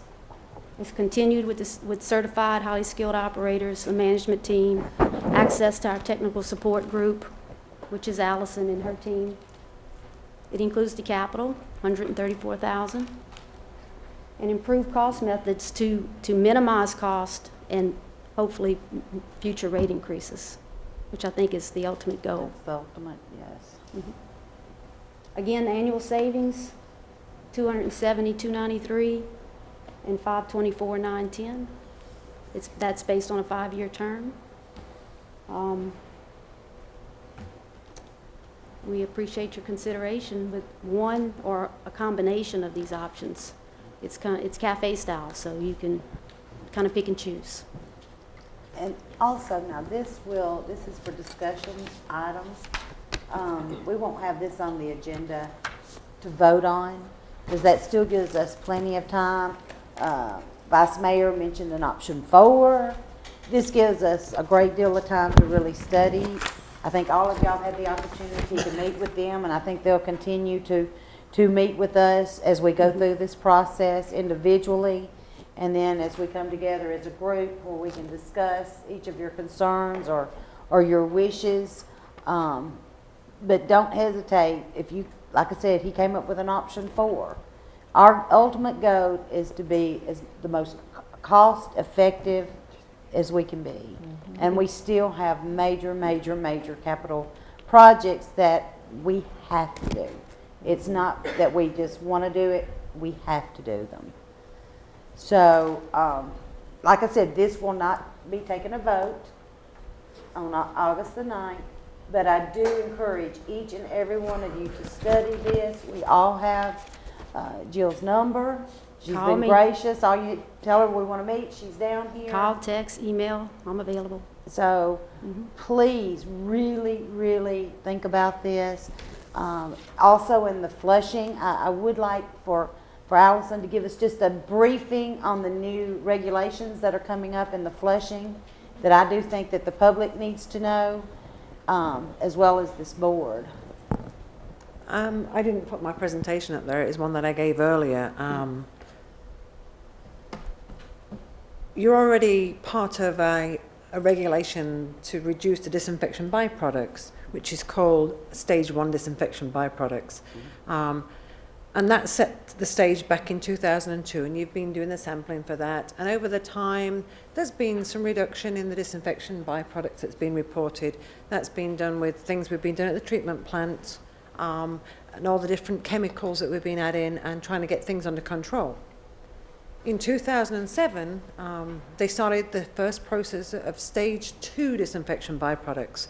So they took that information that was from Stage 1, looked at the areas in the distribution system. It's usually right at the ends where there isn't much usage and it takes a long time for that water to get there. Disinfection byproducts are formed by having chemicals, mainly chlorine, in the water. The longer it's in the water, the more disinfection byproducts that's produced. So there's a regulated level, and we try to keep below that. In 2013, these regulations are tightening even harder now for 2013. And if we violate, then they want to know, what have you been doing about it? What things have you put in place to reduce it? There's going to be, they want to know exactly what you've done at the treatment plant, what have you done in the distribution system. From looking at what the EPA guidelines of tools that you can use, in the water treatment plant we're doing a lot of the things they've identified. So now we're looking at what can we do in the distribution system to ensure that the water that's produced in the plant still keeps that low level of disinfection byproducts all the way out to the ends. It's very difficult without a way of moving water through the system. So there is, at the moment, there might be some flushing done or some hydrant testing. That needs to be taken to a stage further on. We need to make sure that the water that's produced at the treatment plant only takes a day, 2 days maximum to get right to them ends. How can it do that? Without demand, without looping the system so there's no dead ends. The only way to do that is to put a program in place to ensure that we flush water from starting at the treatment plant, opening some valves, moving from water from one section to another section, and systematically moving that water through. That way it'll clean some of the pipe work out, it'll make sure there's no growth in there, it'll make sure that the water is fresh, and it'll give us a really good chance to meet these disinfection byproduct rules. And also it'll give us the tools to be able to reduce the cost at the treatment plant. We're producing water to such a high standard because we've got no additional tools in the distribution system. So we're trying to make sure that we remove as much as possible. So there is a balance there. If we can have the distribution system flushing, we can maybe put slightly less treatment chemicals in, which are really expensive, and then get that balance so that we've got perfect water to regulations leaving the plant and in the distribution system. So I don't know if that sounded complicated or too technical, but Well, when they were talking about the flushing and all of that up in here, I just wanted them to be aware that things are changing. We're already doing this, but they're going to be more strict on us come 13. So, any questions at all? Any questions? Thank you, ladies, you. very, very, very much. We're going to move on with ways to save money. So I'm going to bring up the gentleman from Johnson Controls.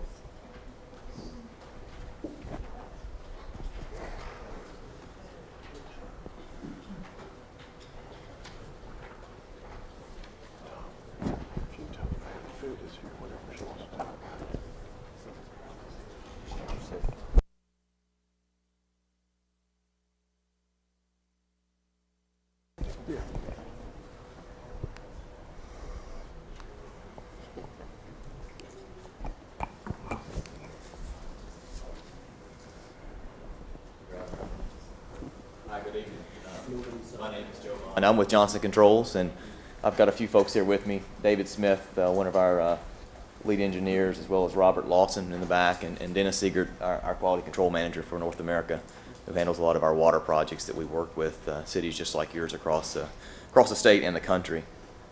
You know, you guys may be familiar with us here locally. Obviously, we have a seeding plant there in Murfreesboro just down the road, and many of the citizens here in Laverne probably even may work in that plant as well. We actually work in a separate division of that plant, which is our building efficiency and water efficiency business. And you know, really, our firms had the privilege of working side by side with many cities and utilities across the state here, including the city of Lebanon just down the road, the city of Kingsport, and the city of Camden, three of our good customers that I work with directly. And what we do is we really help increase the accuracy of meters while helping to identify and reduce the amount of unaccounted water. And by doing so, you know, cities like Lebanon and Kingsport have been able to do this through what we do as a guaranteed performance. And we can really get into the details of this guaranteed performance here in a few minutes. But I think really nothing shows that better than a short video. And with your permission, I'd like to show that. It's about 5 minutes long, and it shows what one of our customers has done around helping with that program. Dennis, maybe you can drive that. Maybe. I don't know. He gets confused sometimes.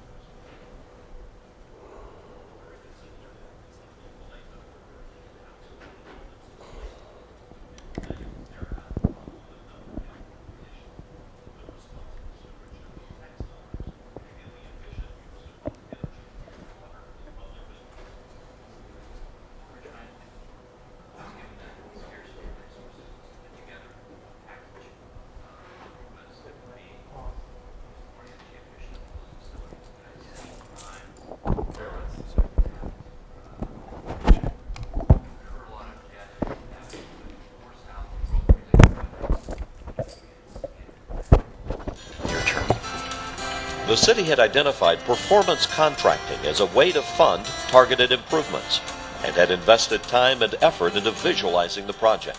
As part of the brainstorming piece, we actually sat down and came up with 24 different possible energy conservation measures. And we didn't limit ourselves in building that list.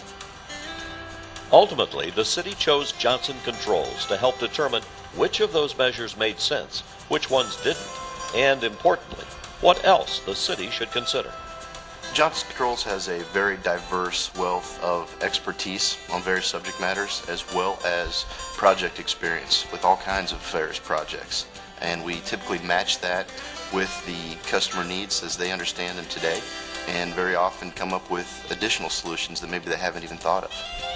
Johnson Controls helped the city focus its efforts on 9 projects. It is extremely important that you go out there and bring in at that national level company who can show you what has been successful in other places and help you, guide you through that selection process.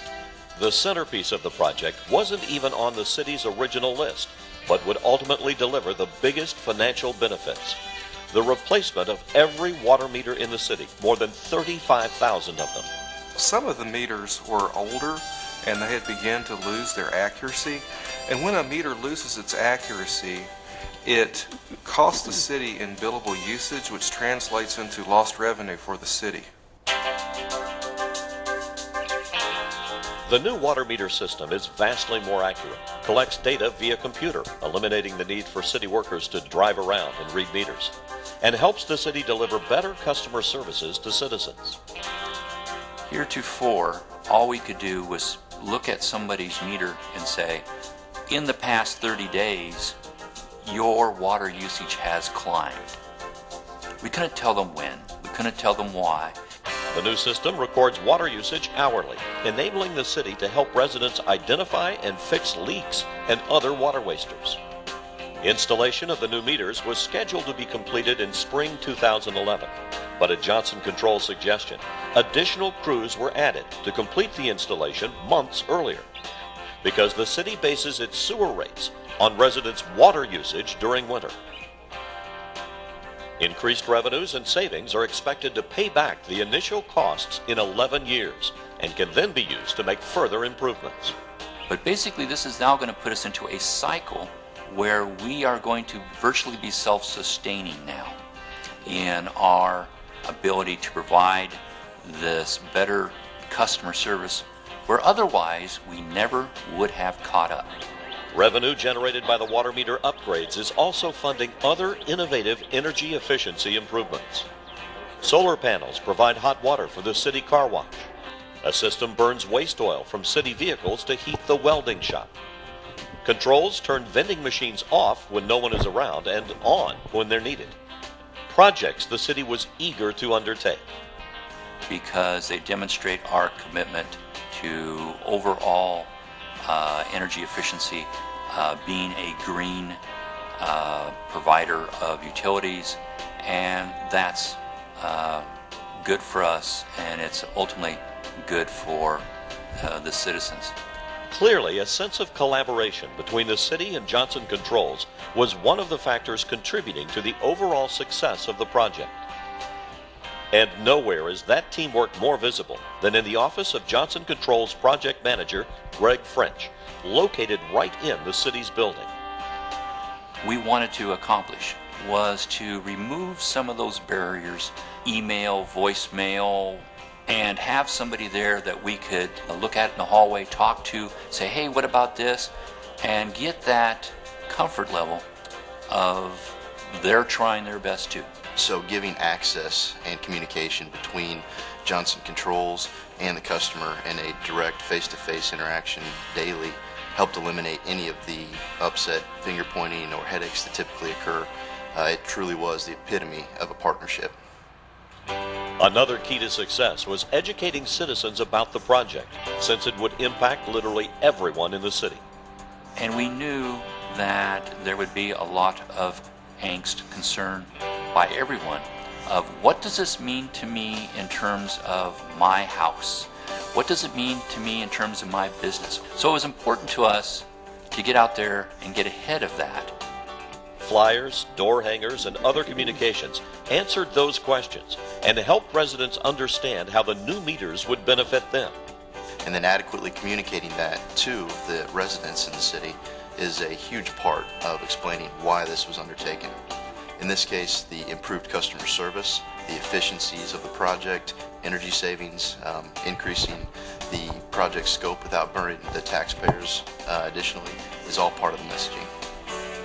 Communication also assured citizens that the water meter upgrades wouldn't cost city workers their jobs. What the water meters did for us was enable us to take existing personnel with minimal training and put them into other jobs where we had a need for these people. The city also hired local workers to remove the old water meters and install the new ones. From just about every angle you look at this, this has been a success for us. And I would most certainly recommend performance contracting as an option that any municipal government should look at very closely to see if it'll work for them, because it has worked for us.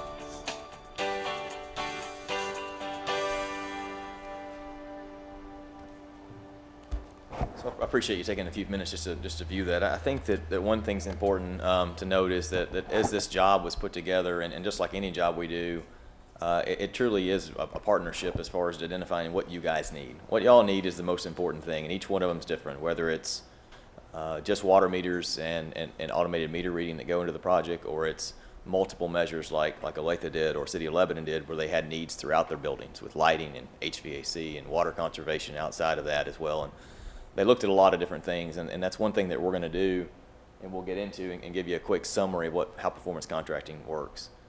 What I'd say is that performance contracting is a very simple approach to putting much needed improvements into your facilities or into your water facilities, or your water meters, I should say. Basically, the way that what the main thing that performance contracting is going to do is it's going to upgrade your city assets without using any capital funds. Redirecting funds is another way to look at this. This is money that you're already spending, or in the case of water meters, it is the accuracy of meters that's not bringing you the revenue that you may need. The updated technology to improve these efficiencies, which helps you with your reduced operational cost. We obviously, like many of our cities, City of Lebanon would be one that we're implementing a leak detection system. A lot of your unaccounted for water that you actually pull out of the lake or the river, lake here, that you're not actually being able to charge for. because it is leaking down through the earth, right? And so that's money it's not at the billable rate, but it's money. It's what you're charged to produce the water for the citizens.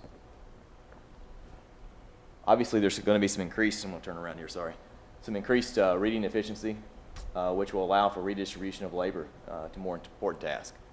They kind of mentioned that in the video. You know how we obviously let attrition take care of some of the employees to be able to move to different areas where they maybe needed a little more than actually manually reading these meters. And obviously the big benefit is the increased revenues through the increased accuracy of the meters. You know, and you know, one thing that we really haven't talked a lot about is the guarantee that we're going to apply to this. And I'll let Dennis kind of get into that in just a few minutes as we speak about it. But it is such an important part of it because this is money or accuracy, I should say, that you guys that you're missing, and we want to make sure that it is accurate. The third thing that's important to note is that you know, a lot of cities like to try to do this onesie-twosie. You know, you put a little 10-year plan together, you replace 10% of your meters, and then by the end of 10 years you replace them all, but it's time to start all over again. You know, I think the video talks about it, and most of our customers would tell you that the importance of bringing this forward and allowing this to happen immediately and capture that the accuracy is so important. So important because it's things that you're already wasting today that you could be getting tomorrow. So, you know, the other thing too up there, you'll see that when you have those plans, it's the first thing gets deferred. You know, we all know that things change. Tomorrow, we never know what tomorrow's going to bring. So when things change, it may be deferred. You get 10% of them done. The next thing you know, the meters are not done the next year. What PC stands for is performance contracting, and it does create the funds for equipment replacement. It makes future planning become easier as technology improves, since additional data is now available to make decisions with the end in mind. There's a chart on this next page that really does a great job, in my opinion, of kind of describing what performance contracting is. Before we get here, and I'm going to use this more not in your water meters, but more in a traditional performance contracting measure where you would do buildings for improvements of energy savings. So the energy saving, before you have an energy spend that looks like this. During our construction phase, your energy spend drops down here. You still pay for these upgrades, but it's money that you're already spending today. You know, for instance, if this was a building like here, it's money you're already spending to TVA, or you're spending out to your local utility for natural gas, etc. So this money is money that you're going to pay back, though, because it's simply money that you were spending already over here. And you actually get a little bit of savings during that period. At the end of our term, obviously all those savings are there for you to keep. We don't share the savings. They're all yours. If we surpass our guarantee, those savings are all yours to keep. There is no shared approach to this. We have a very conservative approach to this. We've got over $5 billion of guarantees across the world, and we do write checks. One of them is here, I say just down the road, pretty good ways from here. Carter County, Tennessee. We do write them a check each year, but it's less than 1% of our customers do have to receive a check. But when it is time, we do show up with that money. We're going to guarantee that approach. So, you know, what I always find out is most of my customers that we work with say, okay, we like what you're talking about, and we're going to get into a little bit about what Dennis will speak about, but really, what does this look like as far as the time frame of getting something implemented or getting to the next step? Today, we're just presenting the basic business case for what performance contracting is. We would then come back with obviously no additional cost to you to make sure that there is a true business case here. From all signs, it does seem like there is from our preliminary information. But we would complete the water audit. We would actually massage the water audit. We've actually done a little bit of that work already. And we would give you a preliminary analysis report. And we could be able to do that as quick as coming back next month at either your next work session or whatever's convenient for you. At that point, you would hear from us. If you liked what you heard, we would go into what we call a project development phase. And that would be where we're working together to find out these issues of what we need to replace or what we need to do, what we need to make sure we account for in this project. It is a partnership, so there's going to be costs on our side we're going to bear, and then we would ask you guys to only pay us if you didn't move forward with the project. It would be a minimal fee to cover some of our engineering costs, but that fee would only be collected if you didn't move forward with the project. We come back by January, maybe sooner, just depending on time, but we'd be here before January to present our findings. And then we could begin implementation of this, which would help drive the accuracy of the meters and improve the revenue throughout the city by March of 2013. And we'd be done. We would bring all those meters forward within 12 months. I'd like for Dennis to spend a few minutes kind of maybe even reiterating what I've said a little bit, and then also going through what he has for himself. Yeah, I'm being quiet. You know I don't do that very well. I think one point to be made on this list here is the second phase. We call that internally, that's our qualifying phase. We want to see if there is enough potential for savings on the efficiency enhancements for them to fund themselves. We do that with science. In fact, in the video, there was a guy in there named Craig Hanna. He's a scientist that works for me. He's on the AWWA Water Loss Committee nationally. He's very well written in almost all water magazines. If you read water magazines, you will come across an article written by Craig Hanna. I thought I was loud enough at some point in time. I know I'm pretty loud. I'm old and German, so I can't help it. I can't hear very well. So I just wanted to point out that we start our process with science. AWWA stands for American Water Works Association, and we use their audit form, which I believe everybody in Tennessee is now required to use. We do those for free. Why? It gives us a visual, it gives you a visual. We bring experience to you. I've done literally thousands of those. Okay? We'll sit down, we'll look at your numbers, I'll question some numbers, you'll tell me right or wrong, and in the end we'll settle on, okay, that's a good picture of how we produce water and how we use water. Okay? How we record it through our meters. And we'll show you this in a little bit. What's left falls into two buckets. I use words like buckets because we're talking about water, okay? Either I didn't meter it very well, I sold 0.8 of a gallon, but I delivered a gallon, if that makes sense to you, and I only got paid for 0.8 of a gallon, shame on me, or I leaked it someplace. Everything else we're going to account for. Flushing per AWWA standards, flushing and all the other standards in there. So what's left is those two numbers, and again, I'll show them to you later, become pools of money that we go after, okay? One of them we're going to go after with a metering retrofit program. Let's go put good, accurate meters in where you don't have good, accurate meters today. Let's look at large meters and see if they're the right type and the right size for the business they support today. Was there a bottling plant that moved out and now there's some textiles there and I have way too big of a meter that can't register low flow? Does that make sense to everyone? Okay, we look at all that stuff. Again, we use a lot of science. You probably will get frustrated with us in our science. Why? Because we need to protect ourselves because we don't like writing checks. We don't, okay? The preliminary analysis is a step after the water audit. That is an internal spreadsheet where we then gather more data from y'all. How many meters? What's the age of these meters? Do all of your 2-inch meters need to be replaced? Are some of them relatively new? Where would you draw the point? Is it 5 years, 7 years, 7 years and older? 7 years and newer we leave alone and just put AMR system on it. AMR stands for automated meter reading. Okay, AMI, automated metering infrastructure. You'll decide which of the two you want. Okay, and then so again, we apply science. And then we determine from the remainder of the population that we will replace the brass, okay, what is the benefit of replacing that brass? And we have all kinds of tools, and you will see them, where we virtually recreate every bill that you create.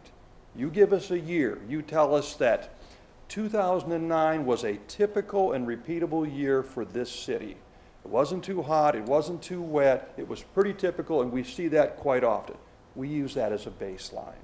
We put it into our modeling tool. We recreate our bills to see if we got everything right and we compare them to yours. If everything lines up, then we test a bunch of meters and we shove them back in the program and we say, if this metering population, which tested at 92%, would have been 98.5%, you'd have made this much money. It was interesting earlier when we talked about rate studies. I took some numbers that Camden's about to implement and I shoved them into my program, and I can see exactly what kind of benefit they would have got in 2009. See what I'm saying? Using this tool that we have, this proprietary tool we have. Other than that, I think we're good on that slide, right? Okay. Did you want to talk a little bit about these? You know, I think you want to touch on those just real fast. I mean, you saw Olathe project was 12.1, but it's 34,000 meters. It's going to produce 17.4 in benefit over its term. Now that's everything. waste oil heater in a welding shop, solar hot water, meters. They went with an AMI system. Difference between, I don't know if you've researched this, the difference between AMR and AMI in a nutshell. AMR, somebody gets in a car, drives around, reads all your meters. You got 12,000 meters approximately, day and a half. Every meter in this town can be read in less than 2 days. No more dyslexia, no more dog bites, no more bee stings, well, unless it's in the car. I mean, the dog jumps through the window. What are you laughing about? You've been bit, haven't you? Meter readers always get bit. I know, the lowest paying guy gets bit. It's not fair. But anyways, if you went with the AMI system, that includes putting antennas around town. You push a button at City Hall, it reads the entire city. You might miss a few because no technology made by man is perfect. Okay, it's going to be 1% maximum. So in your case, 12,000 meters, you might have to go read 100 of them. Okay, not bad, not bad. Did I do that percentage right? I think I did that percentage right. Okay, let's, one more, I think we've got. Here's Kingsport, Tennessee, down the road from you guys, 32,000 meters. Project guaranteed 15.6 is what it must produce over term. The leak detection project was 9,600,000. When this thing first kicked off, we identified 55 leaks, which is going to save 132.8 per year. Ryan really likes his leak detection system. In his case, the map you see here, they go to a website every morning, flip it up, you see this website, it tells them what leaks were discovered by the system last night. There are acoustic sensors on every second or third house in town on the city side of the water meter. And they listen at 12, 1, 2, 3, and they listen for, and then they wake up again and they listen again. If they get the same sound, a leak sound, for several days, they flag it red, they say you have a potential leak. City people go out with correlation equipment and troubleshoot it down to 3 feet. No more sinkholes. Well, there might be one, but you should know and be able to fix it ahead of time, okay? It just, when we expect our constituents to be good stewards of water, us providers of water should also be good stewards of water. And this is just one of those methodologies to do that. Okay, I'm going to show you some technical jargon now. I'm going to show you the water audit. We've got some data from the city. God love the folks that gave it to us, and we put it in here. I want to show you a very rough qualification tool. And I'll tell you what we could do too is just while he's loading that up. I mean, you guys, we just threw a lot of stuff at you. What kind of questions do you have? Are there questions? I mean, are we making sense? Because sometimes this process we go through, we think, hey, we're coming across pretty strong here, but maybe we're not. So if you have a question or a comment, just feel free to pipe in anytime.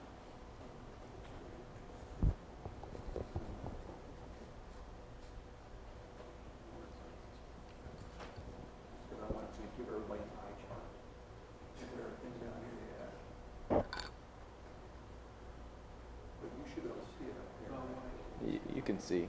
I can see. You may not be able to do it. Hey, we got an old guy. Still all right. Okay. Here's a quick synopsis. Some of this is just fact. And that is, according to the information we received, you pump 1 billion gallons in your system a year. About 1.1 billion. That's, by the way, that's in millions, so that's why I say 1 billion. Okay? According to the Severn Trent folks, they just had the meter checked at the plant and it was over-registering by about 12%. Okay? So what we do is we take that number out of the main number. So you supply to your distribution system, which has the potential of getting to your constituent base, 955 million gallons of water, okay, in any year. Okay? You build in your based on your billing system, 763 million gallons.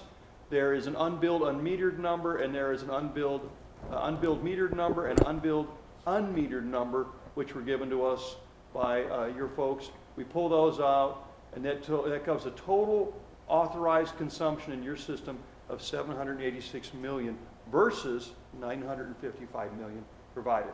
You see the discrepancy between those two numbers? That's going to fall in those two buckets I was telling you about. Okay? Unauthorized consumption is another thing we have to consider. That's a very big word for theft. And if you don't think somebody's stealing water, somebody is stealing water. They've either went out in the front yard and they put a, I probably shouldn't say this out loud, we're televised, I would be telling them how to do it, so I won't tell you, but somebody steals water. And I don't mean that they filled their pool from my hose bib, I mean they actually stole water and bypassed the meter somehow, is what I mean. So AWWA puts in a default of 0.25% on that. Okay? We then looked at what was left, which is this number, and we said, okay, by the way, systematic data handling errors, that's forgiveness right there. That's the widow Jones walks into the billing office, she's got a bill from the plumber, and she's got her water bill, and she had a leak, and she says something, and somebody gives her, says, okay, just pay base charges this month. Okay, everybody does it. Okay, so we put a little bit of a kicker in there because I can't fix that with a more accurate meter. You see my point? But I have to take it out of the system. What's left, okay, is this these two numbers right here. And based on what I put in that box right there, which is the current perceived inaccuracy of your metering population. Well, I've done hundreds, if not thousands of these, and I feel very comfortable in telling you that you will leak 4 to 5 times as much water as you will not measure accurately. Let me say that again. It's more likely that you will leak 4 times as much water as you won't measure accurately. What I'm saying is your meters are going to degrade, but they'll never degrade and lose as much as all those leaks in your distribution system. They just won't, okay? Yeah, if they did, we would sell a lot more of these. You know what I'm saying? Yeah. So we put 4% there. We're saying your current population is probably 4% inaccurate. Might be higher when we test it, might be lower, but we think pretty comfortably because those two numbers are about, one's about 4 times the other one. You see what I'm saying? See how I did that? Okay. So that says, I'm going to say that 36 million gallons is due to not metering accurately, and 132 million gallons is because you're leaking it somewhere, whether it's a takeoff point in a distribution system or something. Okay, so let me come down here. I got some other data, but let's get down to the good stuff. There you go. Thank you very much. Keep going, keep going, keep going. That's good right there. That's good. That's all I need. Okay. You spend $5 million, a little over $5 million to operate your water system. Okay? You charge $3.65 per 1,000 gallons. I applaud you. That's a good rate. I have seen rates as low as 90 cents a gallon and utilities going right down the tube. Okay? Your rate between water and sewer, in my mind, should be between $6 and $7 when combined. When combined. Sewer should cost more than water. I haven't even looked at your sewer rates. Sewer should cost more. Why? It requires more energy and chemicals to treat sewer. Dave? I mean, he knows he's done it, okay? It takes more. So your cost of sewer treatment, wastewater treatment should be higher, okay? So anyways, and you pay $1,690 per million gallons to, which is your variable production. That's your chemicals and energy to treat water. That is a very high number. That is a very high number from what I see across the country. Suburbs of Chicago pay that kind of number buying their water, treated water from Chicago. They pay just, I think Chicago just went up to like $2,000 per million, okay? Okay. Those two numbers are very significant because this is the number I'm going after if I solve a leak. This is the number I'm going after, this $3.65, if the meter's inaccurate. Okay? So when I come down here, currently you have 20.1% of non-revenue water. What does that mean? That means for every 100 gallons that you produce, 20 goes somewhere. We didn't make $1 off of it. In fact, it could potentially have leaked, infiltrated your wastewater collection system. Dave, you correct me if I'm wrong, and you could have treated it twice. So you're a great steward of water. You pulled it out of the lake, you treated it, you shove it in a pipe, it leaks out of the pipe, goes into becomes I&I into the wastewater main, goes to the plant, and you treat it again, and you return it to nature.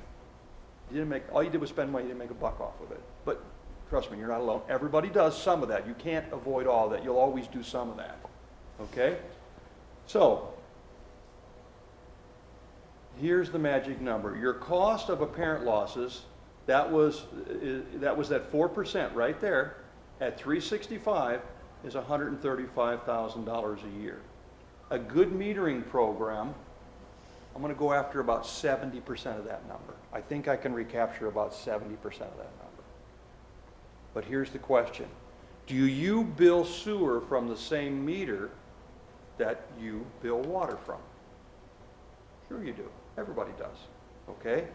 So for every bit of accuracy, come on, go back where you were, please. For every bit of accuracy that I can enhance, up please, a little more. God love you. A little more. A little more. Thank you. That number right there, you save twice. Because you're going to make money on water and you're going to make money on sewer. See what I'm saying? If that meter is currently 92%, that constituent is not paying for at least 6.5% of their water bill and 6.5% of their sewer bill. Does that make sense to everybody? That's how this project gets funded. And before we leave today, I expect you to point your finger at me and say, how do you guys make your money? Okay? I'll tell you. I promise. Okay? And the other thing is right here, annual cost of real losses. That's leaks. That's at this number right here. If that number is wrong, then this number is too high. If that number goes down. But anyways, what that means is with a leak detection system and with your guys' support in end locating and repairing those leaks, you could grab about half of that number. Okay? We actually will only put 25% of it in our contract. Why? We're a very conservative company. And we know your costs of repairing leaks will go up once you know they're there. You're going to be diligent. You're going to go fix them. Okay? For about 3 or 4 years, you're going to fix a lot of them, and then it's going to slow right down because you're going to get ahead of the game. Okay? So, I'm going to do some real rough numbers. And by the way, this is phase 1 qualifying. That one right there at 70%, 721, $91,000. Okay, somebody check me. That's what I'm thinking. I'm thinking sewer's worth another $91,000. That's $182,000. I'm thinking that's approximately 50. What's that? 240,000. I think there's $250,000 right here to fund a project, and I'm doing this real rough. And I haven't talked to you about what you would do with reading efficiency. If we could read every meter in town in a day and a half, is that valuable to you? I thought I heard somebody say you're using 10 people. Okay? Every meter in town in a day and a half with a car, or immediately with a push button system that costs a couple bucks more. Okay? That's how this works. If we were talking about lighting, I'd say, are those 40-watt tubes? They make a 25-watt tube. If we replace the 40 with the 25, we're going to knock 1/3 off your electric bill relative to lighting. That's how it pays for itself. Some things pay faster, some things pay shorter. If you had any parking meters, that's a great payback. What happens? People just take them out because they're a pain, and they're a great payback. The new electronic ones are fantastic. The little stanchions where you put your credit card in, because I don't know why nobody carries this anymore except for us old guys. You know, my wife doesn't carry any money. Does your wife carry any money? Well, your wife, God love you, you're all right. So anyways, that's what this is about, and I know we threw that at you really, really fast, but we've done 100 of these. We've got about 1 million meters in the ground using this type of vehicle. I know you got some questions. Ask us. You can't ask too tough of a question. Ethosphere voted us most ethical company in America like a year ago. We're not afraid to tell you anything. What's that? You're 12, 11, 5. We could probably replace every meter in town in just under a year. It would take us about 90 days to develop a project. It makes things easier. It's nice to have that data. You can make intelligent decisions when you have data.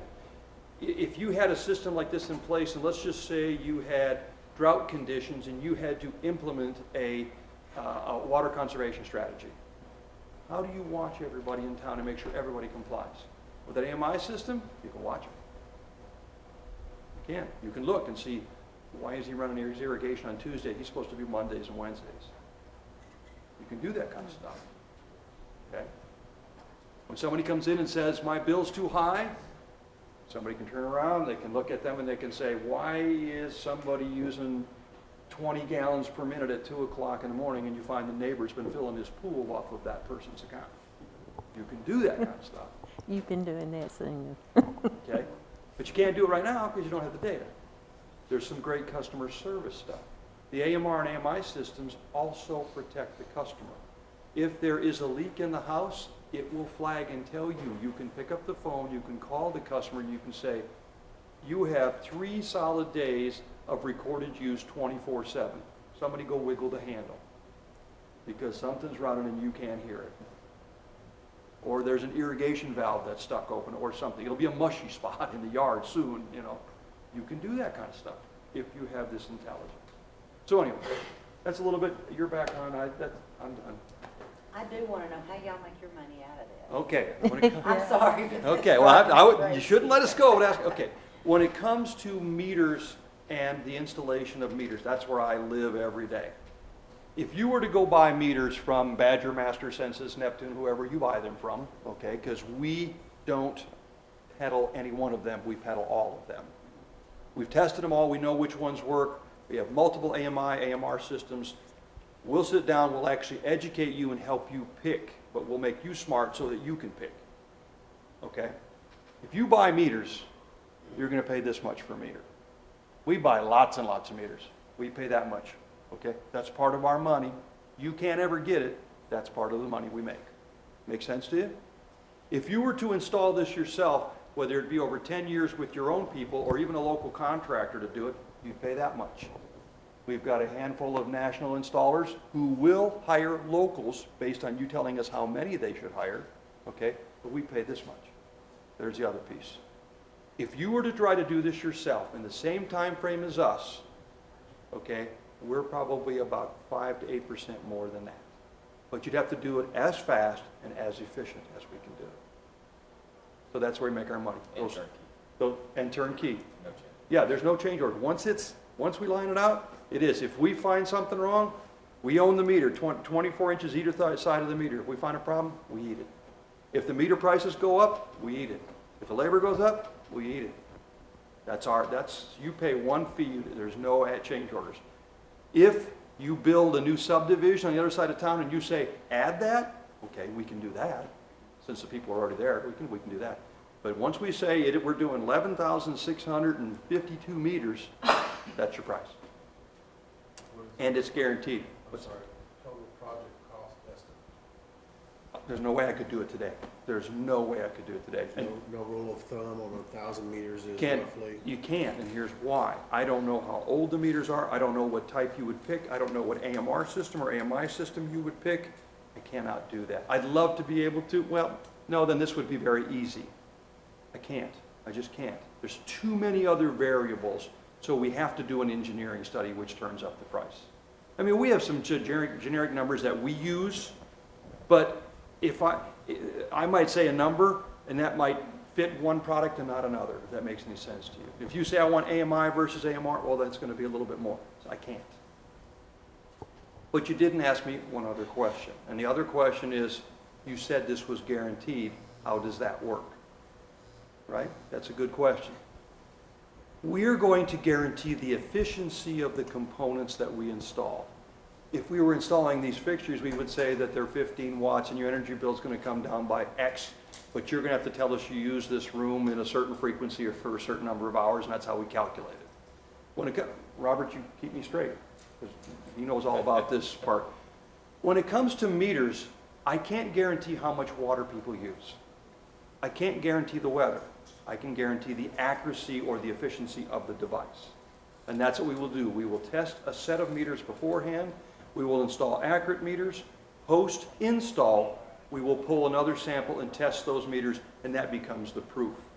It goes back into the original model. If we said that we would guarantee the accuracy in that year at 98.5 and it's 97.5, that 1% becomes a dollar number, we write you a check. We have to make you whole. That's the legislation that says we have to. Right? Another question. If it's 99 and a half, surplus. Yeah, I don't like the shared savings approach. What's the life expectancy of one of them meters? One more time. What's the last? The The lifespan. The brass body will outlive you and I, okay? There's a phenolic body that sits inside of that has depending on water quality, you know, if we're in Florida with a lot of sand in the water, it'll chew it up, okay, if you don't filter real well. Depending on your water quality, 20 to 25 years. There is a battery warranty on the radio device, because this thing's got to have a radio on it. That is a full 10 and prorated second 10 on all of the manufacturers. There's even new meters that have no moving parts. They have no moving parts, you know. We'll show all of those to you, and then you can pick. Okay, now let's explain the first step. First step is you will do all of your base work. We're going to proof this. Right. Then we're going to do a prelim. All of that is on us. That's gratis work. After that, we're going to come back and talk to you. If you like what you see, then we need to sign an engineering agreement for us to do full engineering, because I can't bring you a full price until we do full engineering. You will have zero cost on that engineering agreement if you move forward with a project. You'll have zero cost on that engineering agreement if we can't bring you a project. And you get to set the standards. You need to say, can't be over X value and no more than 15 years or something like that. And Joe will talk, he'll discuss all that with you, and you guys will figure that out together. The only time you would ever be burdened for a cost of that engineering agreement is after we did the project and we brought you a good project and you said, nope, no thanks. Well, then we got to get paid for, and usually we don't make money on it, we usually lose money on it. Okay? So.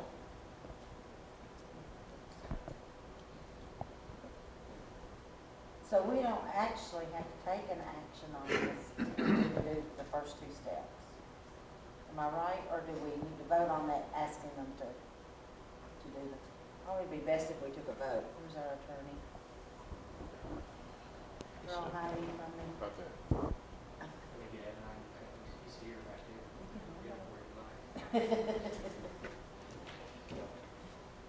There's no initial contract that needs to be approved. No. I mean, sometimes we'll have a thing called a memorandum of understanding. It has no legal value. All it says is that you agree to provide information, is all it says. We don't. No. We won't worry about it. I don't worry about it.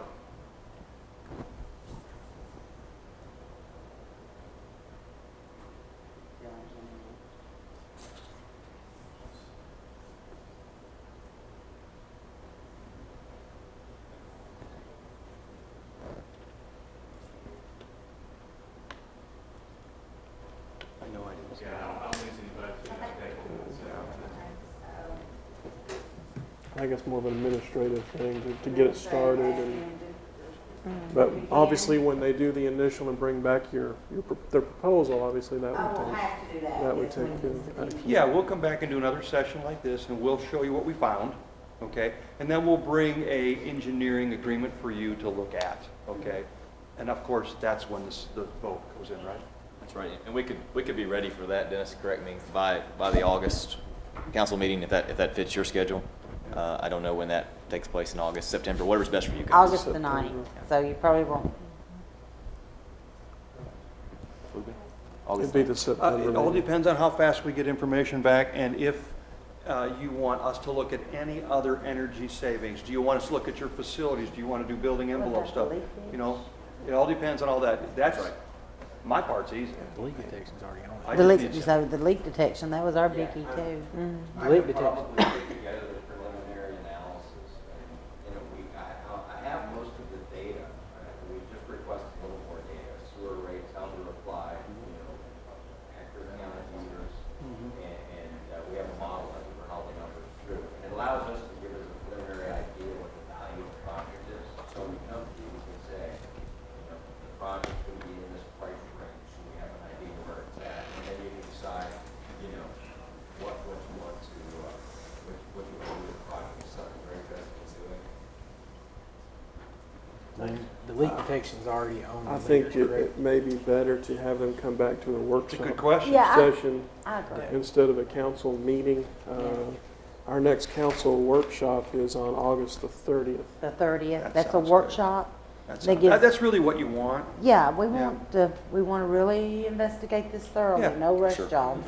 I have to, I got another technical Nice. question. The The leak question was, is the leak detection included? I have to expand that question. I have to define that there's actually 3 types of leak detection. One of them is what the meter will do with the AMR system automatically. It has built-in leak detection on the customer side. It's your decision if you want to pick up the phone and call the customer and inform them they have a leak. Okay, that's just, I would think you'd want to, okay? It also has several other alarms like reverse flow. That's bad. We don't want anybody injecting anything into your distribution system. Okay, it has those types of alarms. The second type of leak detection that we check and put into our projects is secondary distribution leak detection. It is a sonic device. Is that not a good term? Give me a better term. Yeah, it's a sonic device that sits on the utility side of the meter piping, okay? So in your case, you're pit mounted, I expect, okay? Everybody's got a pit out in the front yard? Okay, nobody knows where their water meter is. Great. Yeah. Okay, yeah, you got a pit out in the front yard, because I know I step on it all the time, and there's always ants around it and stuff like that, okay? On the street side, there'll be a sonic device about every other or every 3 houses, depending on whether you're a plastic distribution system or you're a metal distribution system, okay? That device will monitor between themselves, okay? Wakes up at 12, 1, 2, 3. Leak detection on large mains is done with invasive technology. We're either going to float a ball through there that's going to sound it, or we're going to run a wire and a cable and look at those large mains. There's 3 different types. We would look at the customer one is included. We will also look at the secondary distribution. The large mains will have that discussion with you and see if you want us to do that. We can also do assessments on the large main at the same time, what their wall thickness is. Dave knows what I'm talking about. We can do that kind of stuff as well. And this is, obviously, it's a lot of information. So, I'll leave a card. Call me. We can talk about it individually, however you guys want to talk about it, because there'll be 100 questions you have, and we'll make sure we get them all answered. And don't hesitate to call and ask questions. We've got to have this information, and we've got to understand what we're doing here, and we've got to understand all aspects of it. So, the state's invented this vehicle to allow you to let inefficient equipment be upgraded based on the efficiency gains. Correct? Correct. That's the intent. At no risk to you, at risk to the provider. That's why we have to guarantee it. any more questions whatsoever, please leave your cards. Thank you for your time. Thank y'all very, very much. It's been a long 2.5 hours. If y'all don't mind, may we please take a short 15-minute break, if that's good for everybody? And we'll be back here in about 15, 20 minutes.